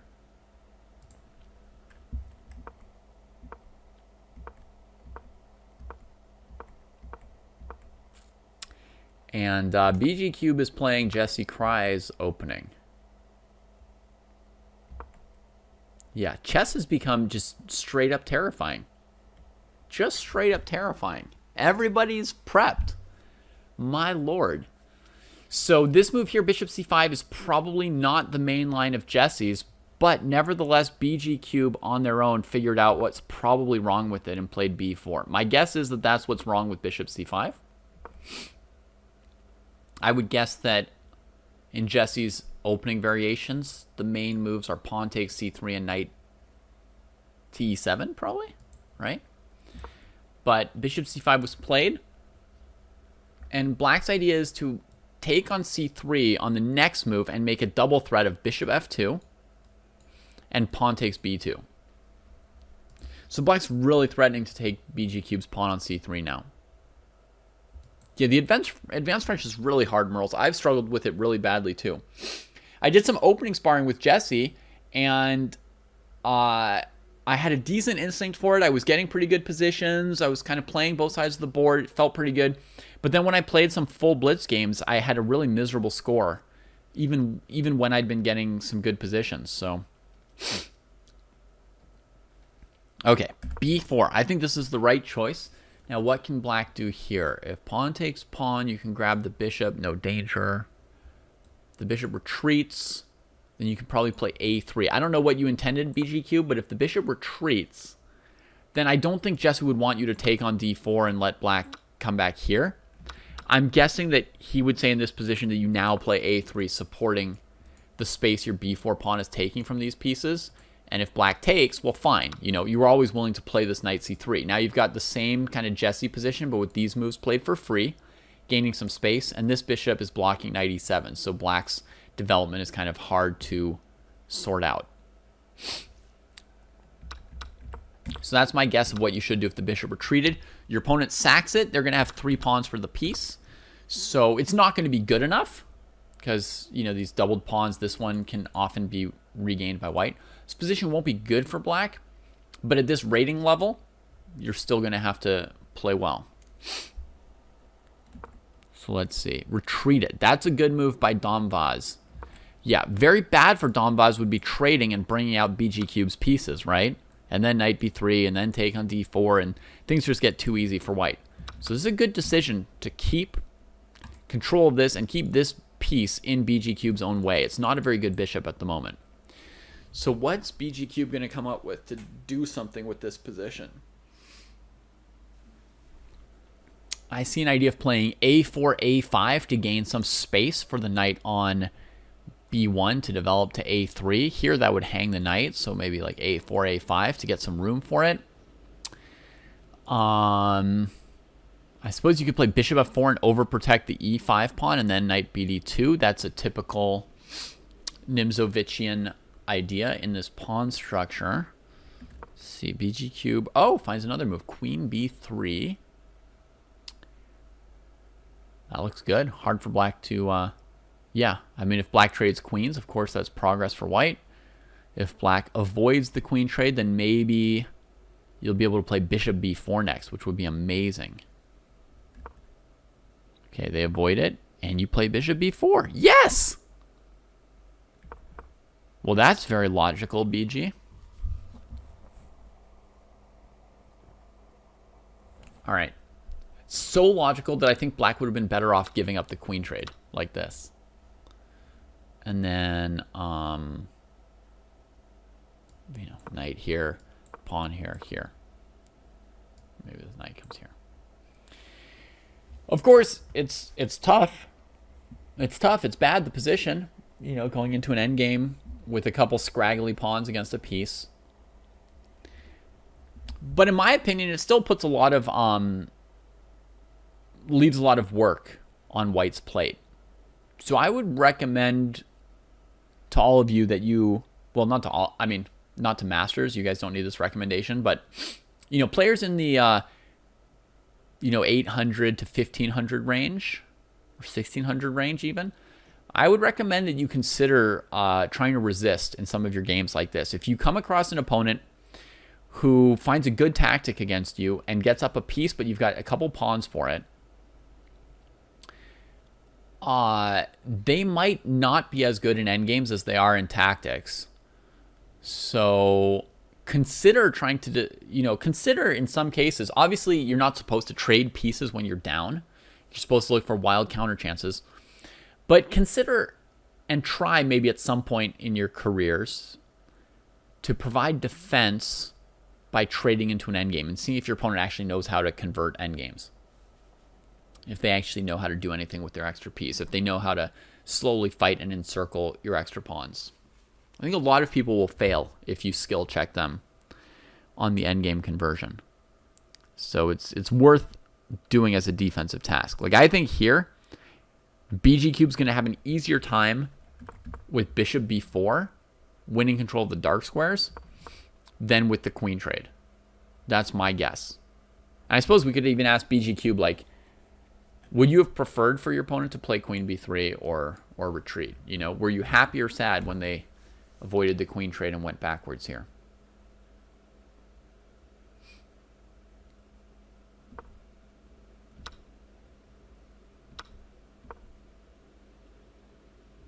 Okay, it looks like BG really wants the queen trade because they're pursuing it here with this move.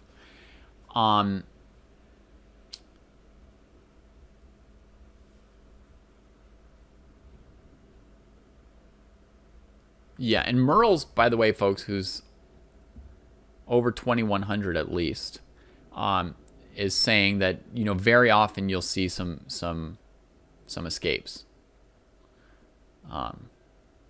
Merle's has saved games, and they're playing players, you know, quite a bit higher rated than this, and they're still saving some games in endgames down one piece for some pawns.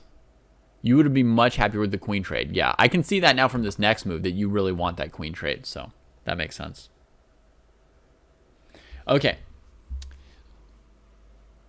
I think Merle's that I don't like this move queen c2 very much. So I want to suggest two other possible moves to you here. Obviously, there's queen c2 is not bad. You're winning after queen c2. It's a perfectly good move. But you're up a piece, so we're just going to try and maximize how we play when we're up a piece, right? So I have two suggestions for you. Honestly, my top suggestion is just to develop this knight and then play rook c1. It develops two new pieces. You're actually going to take advantage of this queen to win a tempo. She's going to have few places to go. The d4 pawn will be hanging soon. So this waits a move or two on trading, right? It doesn't chase around the trade. But you still have to do all the other things, right? Piece up, trade pieces. Sure, that's a major strategy, but it doesn't replace all other strategies, right? You're still calculating, and I can tell that. You're still looking if your pieces are safe or not on the squares you're playing them and where the opponent can go and all that. So you're still calculating. You also want to still be developing, taking open files, etc. Does that make sense? Like, all the other chess principles still apply. It's just that you are in a situation where the long term is in your favor, and so you can embrace trades as they come up, or you can bully your opponent with the threat of trades. Whereas normally in chess, the offer of a trade is kind of neutral and doesn't really bully somebody. But here, that tempo of putting the rook on the c file, I think you got to play knight b3 and go for that. That's what I really like, BG Cube. Okay? And my second suggestion is if you want to trade queens, you've got a more effective move than queen c2, actually, which is queen a3. And queen a3, I would say, is probably strictly better than queen c2. Because there are two options when you offer the trade. They trade or they avoid trade, right? I mean, actually, if I want to be really precise, which I don't know if that's going to tire some people out or be too didactic, but in general, there's three options. They trade on your terms, they defend and trade on their terms, or they avoid the trade. Okay, but let's consider two scenarios.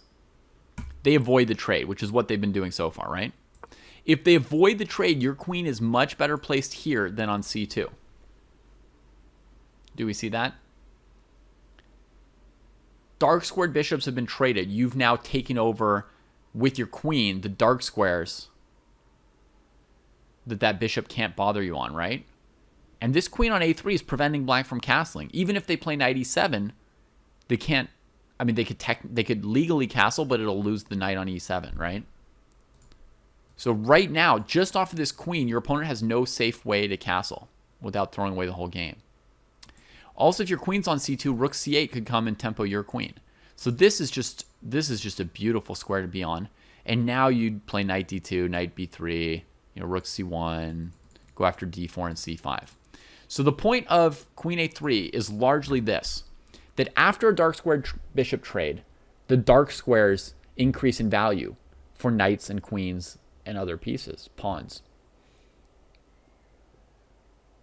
So we want to go to a3 for that reason. The second reason is if your opponent trades, you develop a new piece. Whereas if you go queen c2 and your opponent trades, you just remove a piece that was already out.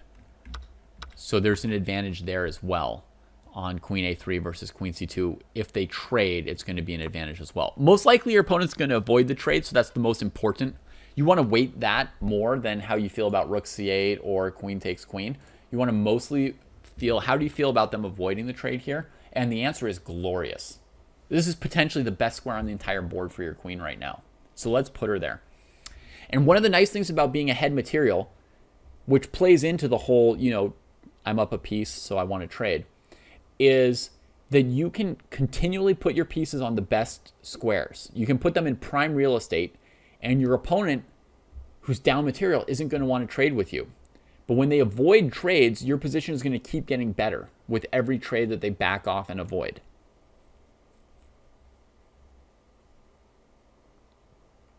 So you want to play to that advantage when you've got extra material.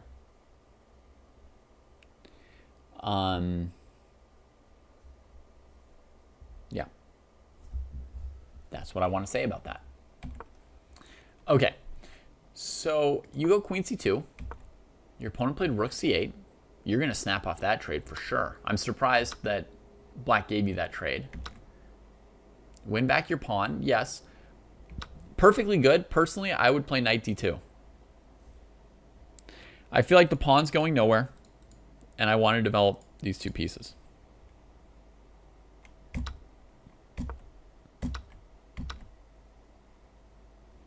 But knight d4 worked to prevent f6, and your opponent played it anyway, and then you win more material here.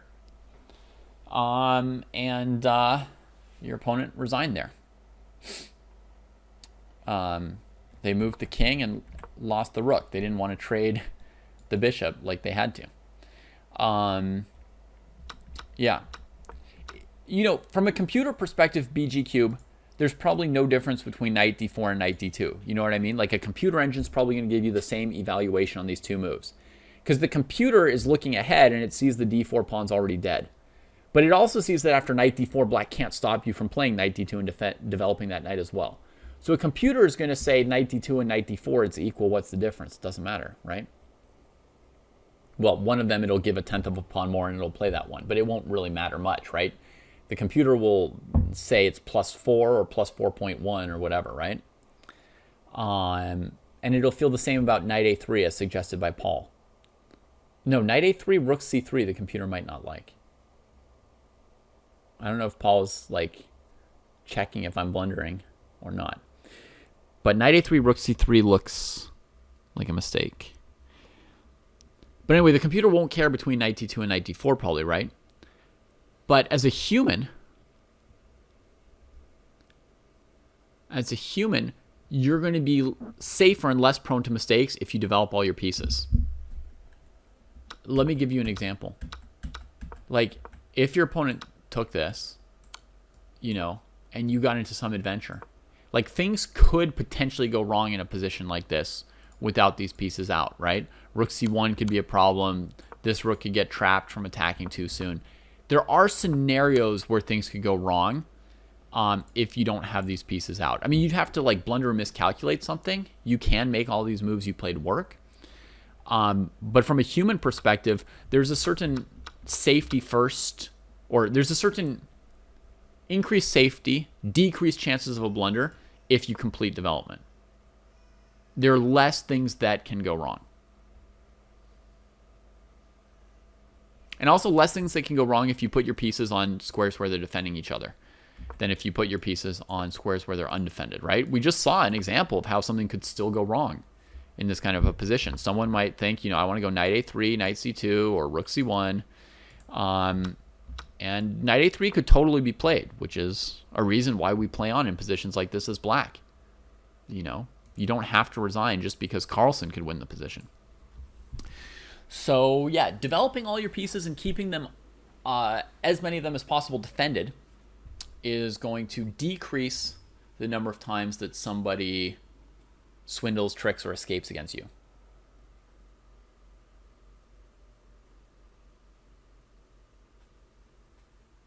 Yeah. All right. Very clean game. You found b4, and then you simplified without a single falter. No chance. No chance for black.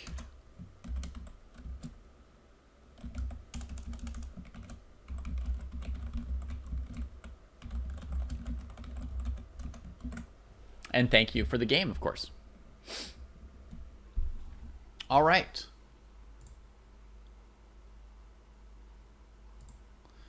So now I've got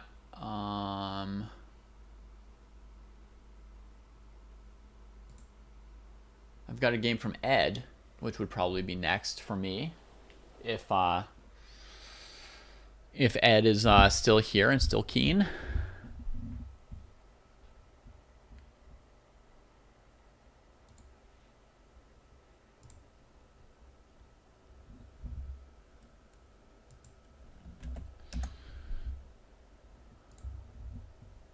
All right, let's do it then, Ed.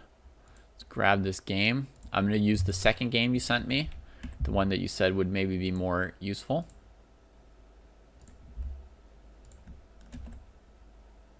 It's a really good username as long as Ed's actual name is Ed or Edward or something. If Ed's name is Jim, then it doesn't make as much sense.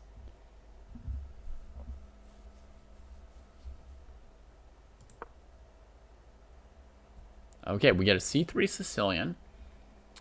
Knight c6, which I don't think prevents the main move that you want to play here. Yeah, Edmund, perfect. So I think the main move you want to play when you play c3 is d4.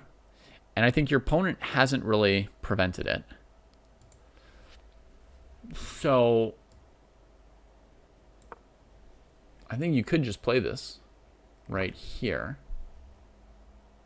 Maybe it doesn't make much difference. Because after knight f3, it doesn't look like black's going to be able to prevent this either. Let me think if it makes any difference.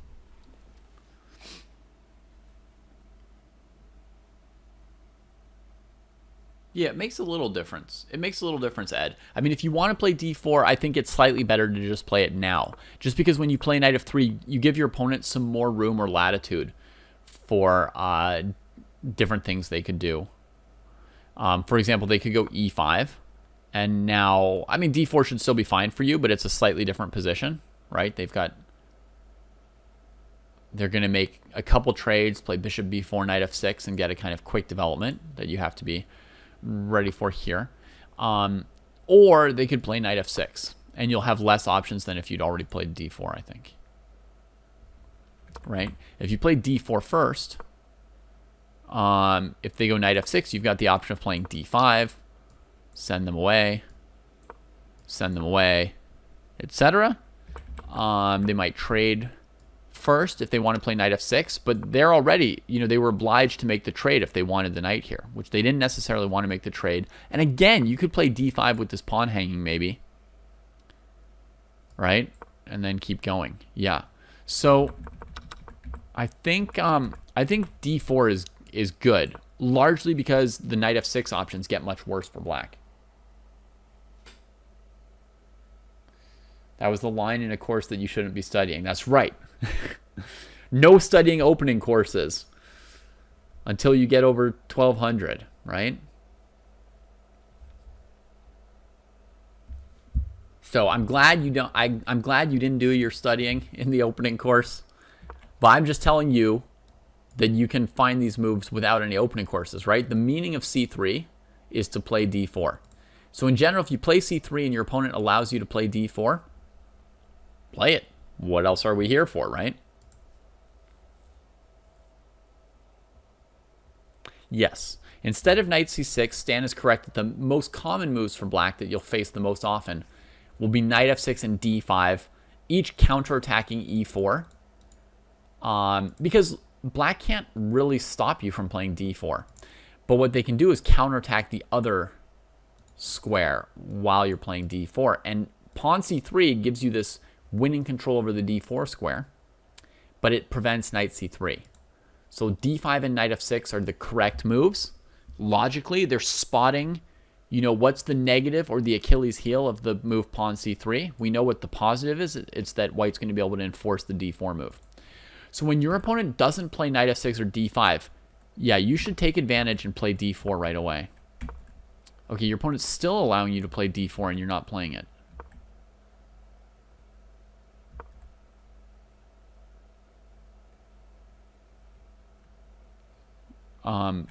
Also, when you play bishop c4, you're kind of in line for your opponent to... I mean, your opponent just said, let's put it this way, a6.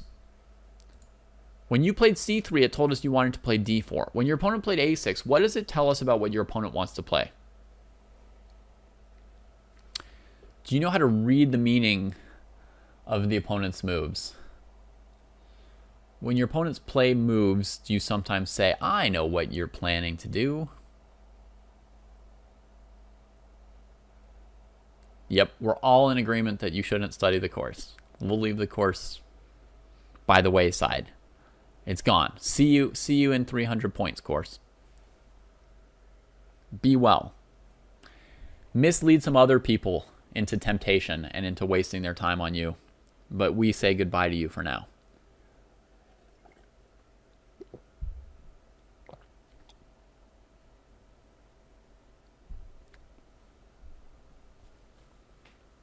So, what does a6 tell us about black?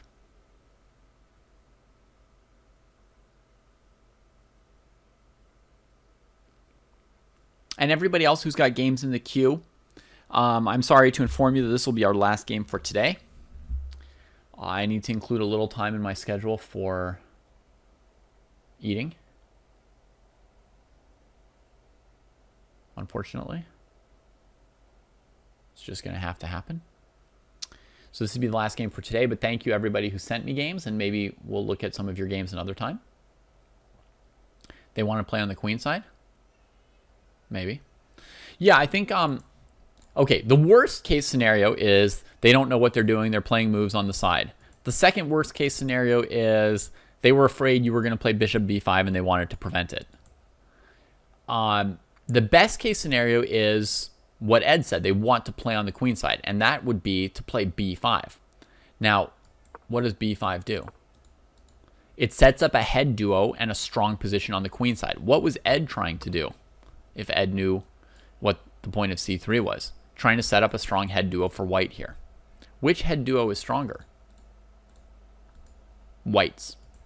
So Ed should take into account that black wants to do this, then decide that what Ed is doing is more important, and not prevent what black is doing, and instead do what Ed wants to do.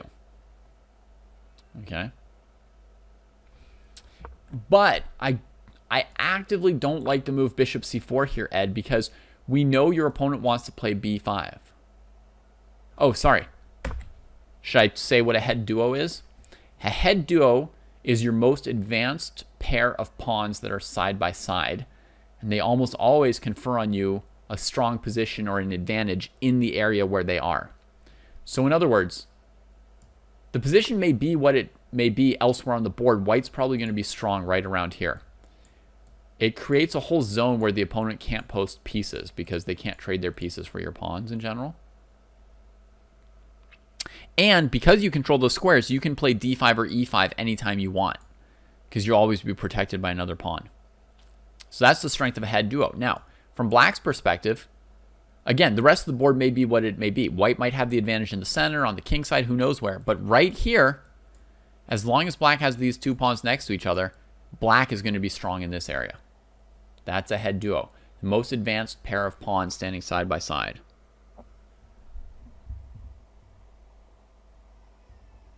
Okay, so bishop c4 walks right into the move black wants to do. It's like basically you knew they were going to play b5, and you said, you like b5, huh? Here, let me gift wrap a tempo for you. I'm just going to stick it into this little box. Here's a tempo. You know, please enjoy, my dear tempo fiend. And then you hand it to them. Bishop c4. Black's going to be thrilled. Merles is saying, hey, this bishop is fine if it drops on back to c2. Sure. Sure, it might be fine on that square, but why gift wrap tempi for your opponent? If you want your bishop on c2, play bishop d3 to c2. Don't give your opponent tempi. Right? Or maybe do our plan, and then you can always go put a bishop on c2 if you want. But please, let us set up this head duo. This is like the meaning and the dream of playing the chess opening, is to get the central head duo. That's the A1 Ferrari of chess opening things.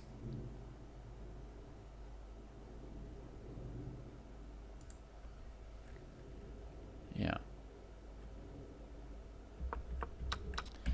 So a6, bishop c4, e6. So we can see Milov, or Milo, doing a good job of controlling Ed's bishop, right? Whoops. It's not a knight, it's a bishop. And therefore we can see it's being contained by the opponent's pawns. So it's not particularly effective here for the moment. Now, props to Ed, they came around to setting up the head duo. Takes, takes, d6. Now here we've got to say that that Milov, or Milo, should respond more aggressively here in the center once Ed sets up this head duo. The head duo is powerful, and you've got to fight back against it. The most obvious way to fight back against it to me is d5, because you gain a tempo attacking the bishop and you're threatening the pawn, and that should turn out okay for Milov. And you see this is another reason why the bishop on c4 was not as good as just going to d3. It walked right into a pretty good counter from black, and after you get a position like this, the position should be about equal, right? Same pawn structure in the center. White's got one more piece out, but we had to move it a second time, so black gets to catch up on development right here. Okay, so this move d5 in this position here would be what we call an equalizing move. It's also a central counter. It's very important to play moves like that. I would probably trade and bop back, yeah. But bishop d3 is probably almost as good. The thing is, Merles, you just have to say, like, are you losing a tempo here? You know, do you want to trade off the bishop pair, or bishop g5 trade off the bishop pair? This tempo here, it's going to just mildly hurt you. I wouldn't want to play like this as white. You're getting a more interesting position by having a different pawn structure, but you're paying a full tempo for it. So you'll get a more interesting position where you're like 0.15 worse in, you know, pawn/computer speak. You're sacrificing actually probably two-tenths of a pawn. Yeah, it's stylistic, but it's also a sacrifice. 2/10 of a pawn. Unless you think it's great to trade on c6 here and give black the isolated pawns. If you think that's good for white, then you may disagree with me and say, you know, bishop takes c6 is fine and I didn't lose the tempo. I would tell you, you know, black's going to be able to play c5 at some point in bishop b7, and you're going to be 2/10 worse here as well. That's my take, which free to disagree with or have different opinions about. But because of that, yeah, I would just accept trading, dropping back to b3, and equality. Okay. Milo plays d6, and now Ed gets to keep the central pawns. There's going to be a risk here, Ed, of your opponent playing knight takes e4, rook takes e4, d5. Have you ever seen this trick? This one is not named after a person or a river in Russia or anything like that. It's called the center fork trick. Center fork trick. You have seen it, just not in this position. You've maybe seen it in the Italian game, right? Which is where it's most famous. So anytime you're playing with the bishop on c4, you got to watch out for the center fork trick. It can come up in like the Pirc or modern kind of openings, and it can come up in some positions like this one, some anti-Sicilians and so forth. So we got to watch out for that. And that's a reason to, be playing moves like knight c3 and honestly just bishop d3. Your bishop's not great here, so it'll be better just in a tuck. Okay, your opponent doesn't go for it. You bring out the knight, castles. Now you grab some space in the center, which looks like a good idea, and it might already have been good here, for all we know, right? Like, it might have already been good to just play d5 first chance you got, gaining a little bit of space. But pawns can also be very good next to each other. So if you feel you can successfully defend them and not allow the center fork trick, then by all means, keep them and defend them. But I think you're in a position where it's hard for you to win the fight over e4 and d5. The e6 pawn is good. The knight's threatening this. d5 can come. And if you're not going to win the fight over those squares, we should probably just play d5 ourselves. Get a tiny space advantage rather than trying to defend a center we can't quite defend on e4. Rook e1 here, castles here, b5. Saves the bishop versus trading it, sure. Yeah, I would probably do the same thing as you. Knight a5. Now I would probably continue to keep this piece. Yeah. You thought that the rook would give you some opportunities here. That's all right, Ed. We know it's a short game. We're expecting somebody to blunder horribly soon. We're all emotionally prepared for the moment, okay, Ed? We're ready for it. We're ready for it. So just to say, like, I like that you didn't trade your bishop for the knight here when your opponent played. This move must have been a bit of a surprise to you. You probably spent most of your time looking at pawn takes pawn, or maybe the knight moving away. So they played this move. It's a little bit of a surprise. I think you react correctly by retreating your bishop and keeping it. And now here I would just keep doing the same thing. I would retreat your bishop and keep it. This is a decent square for your bishop since your opponent's probably going to make this trade at some point. The bishop will become really good. Alternatively, they could try and lock things up and make the bishop less good, but then you keep a very nice space advantage, so that should be okay with you as well. So I would keep your bishop here. You trade. They trade. It hits your rook. You could maybe win a pawn by playing pawn takes pawn check. You know what, Ed? I think you could have won the pawn here. And then recaptured. And you know what that means, Ed? It means that this move here was an exclam. It was better than the move I would have played if I were just blitzing along blindly and playing bishop c2. This move was great. Unfortunately, it means I also have to give you a question mark for not taking the pawn here. They come together. The exclam and the question mark. Okay, so you took back here. Bishop e6. And now black's got a comfortable, full development going on. Knight d5. That's the correct move here, surely. Rook c8. Okay. I'm a little bit nervous that this hasn't yet found a square. So your rooks could start speaking to each other. Knight g5 going after e6. Makes sense.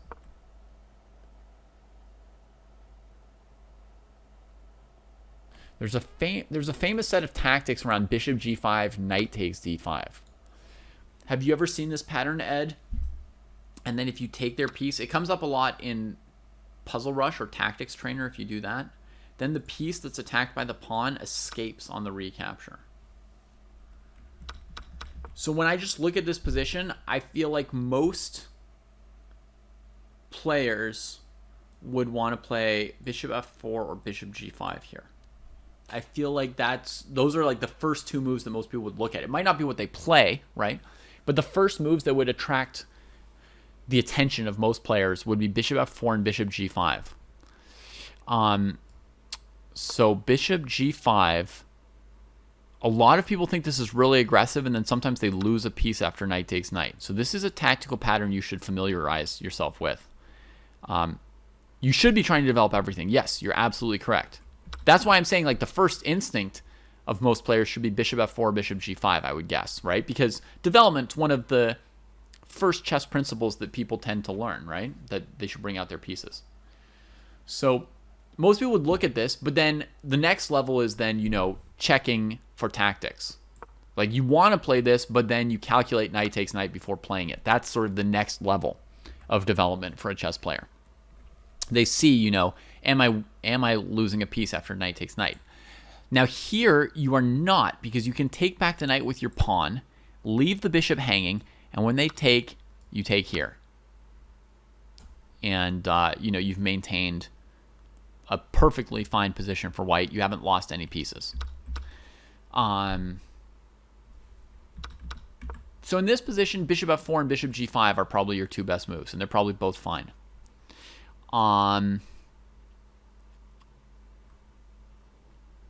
Those are the first two moves I would look at, and then even after I looked at them, I would still want to play one of them. They both look fine to me. So knight g5, you're going for the bishop pair. I do like to do that, but I really feel like this piece needs to move. Let's see what happens. Your opponent takes here. Okay. You take here, and then they avoid the bishop trade. And then you come here, and they grab the knight. See, that's the risk of going for something with the knight, right? The risk is you're putting this piece on an exposed square before you finish developing.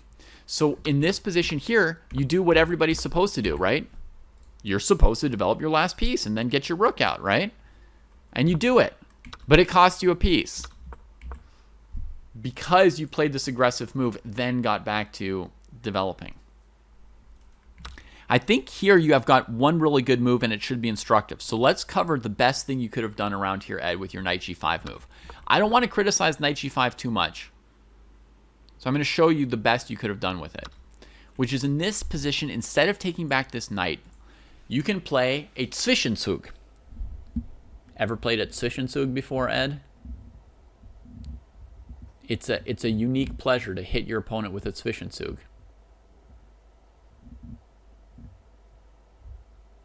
One of those special joys that only chess players know. Maybe. Can't say that I can't confirm that I have or haven't.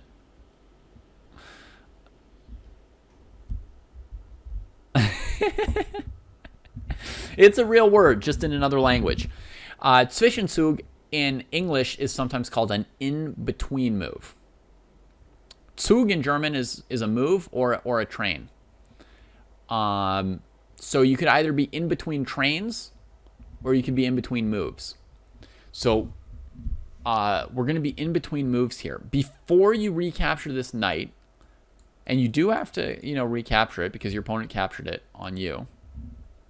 And Merles has got the Italian for us, intermezzo.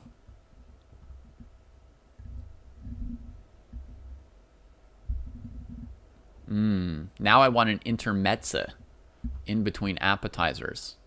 You can tell I need to get off stream and eat at some point soon. I used to just go all day without eating and not notice it, and now not as awesome. When I don't eat for a long time, I start to notice it. You found it, Ed. That's right. Knight takes e6. It attacks their queen and captures a piece. The piece you wanted to capture with your knight, right? And it breaks up their bishop pair. They take back the knight.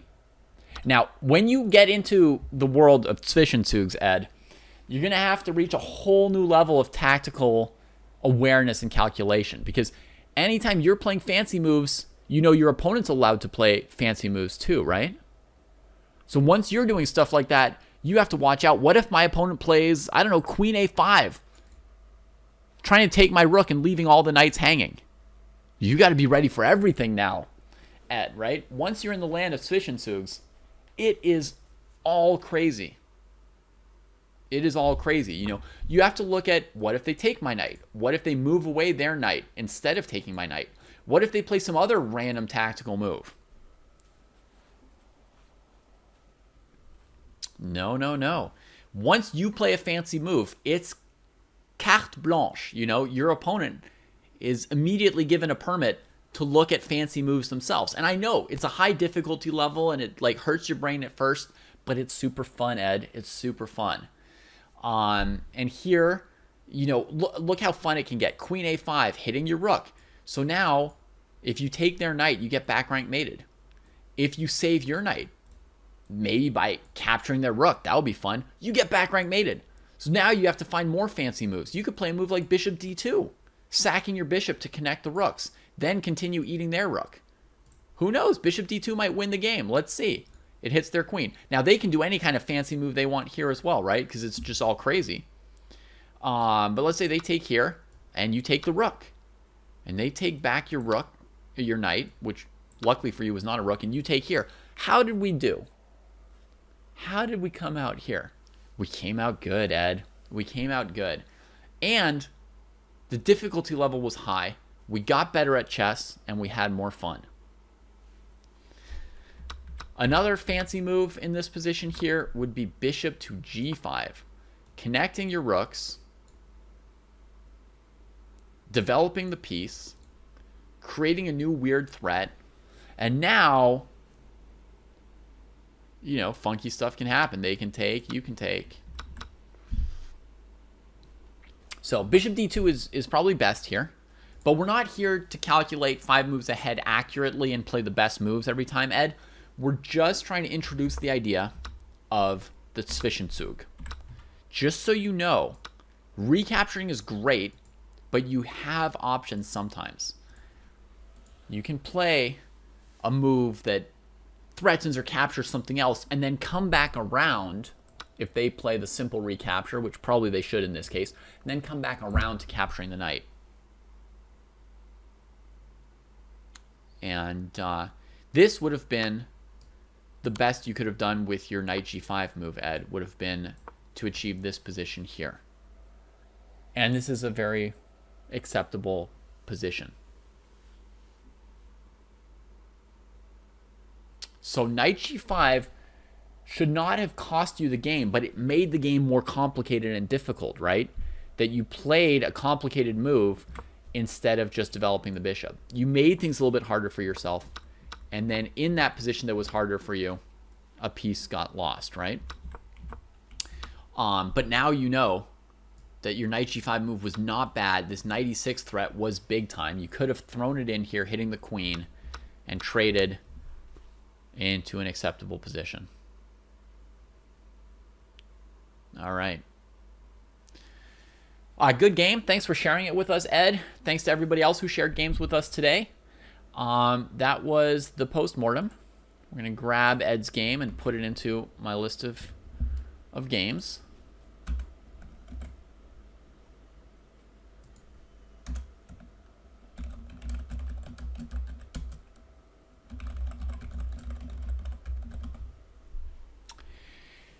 And spending your time calculating OTB, definitely a lot of people feel more serious and comfortable and confident doing that OTB than online and use their time better like that. That makes sense. Good luck, everybody, in the rest of in your further games. Have fun today. Let's find a channel to raid. Thanks to the storm for not fully knocking out my power. Glad we were able to do the full show as planned here. So we've got Title Tuesday, Title Tuesday, Title Tuesday. Do you guys want to see people play Title Tuesday, Title Tuesday, Title Tuesday, Title Tuesday? Is there nothing else in the world but Title Tuesday? Chess in public, beat me equals free pizza. Okay, some kind of publicity stunt. 3-minute chess, splits. Oh, hier lernt man noch richtiges Schach. That sounds like the right thing for us. All right. It's not going to be the right language for all of you necessarily, but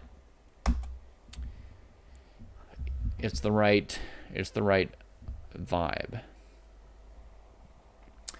So take care, everybody. Sagt ihr mal Hallo zu Kugelbuch von mir. Und ich wünsche Ihnen allen einen schönen Tag. Ja, bis demnächst.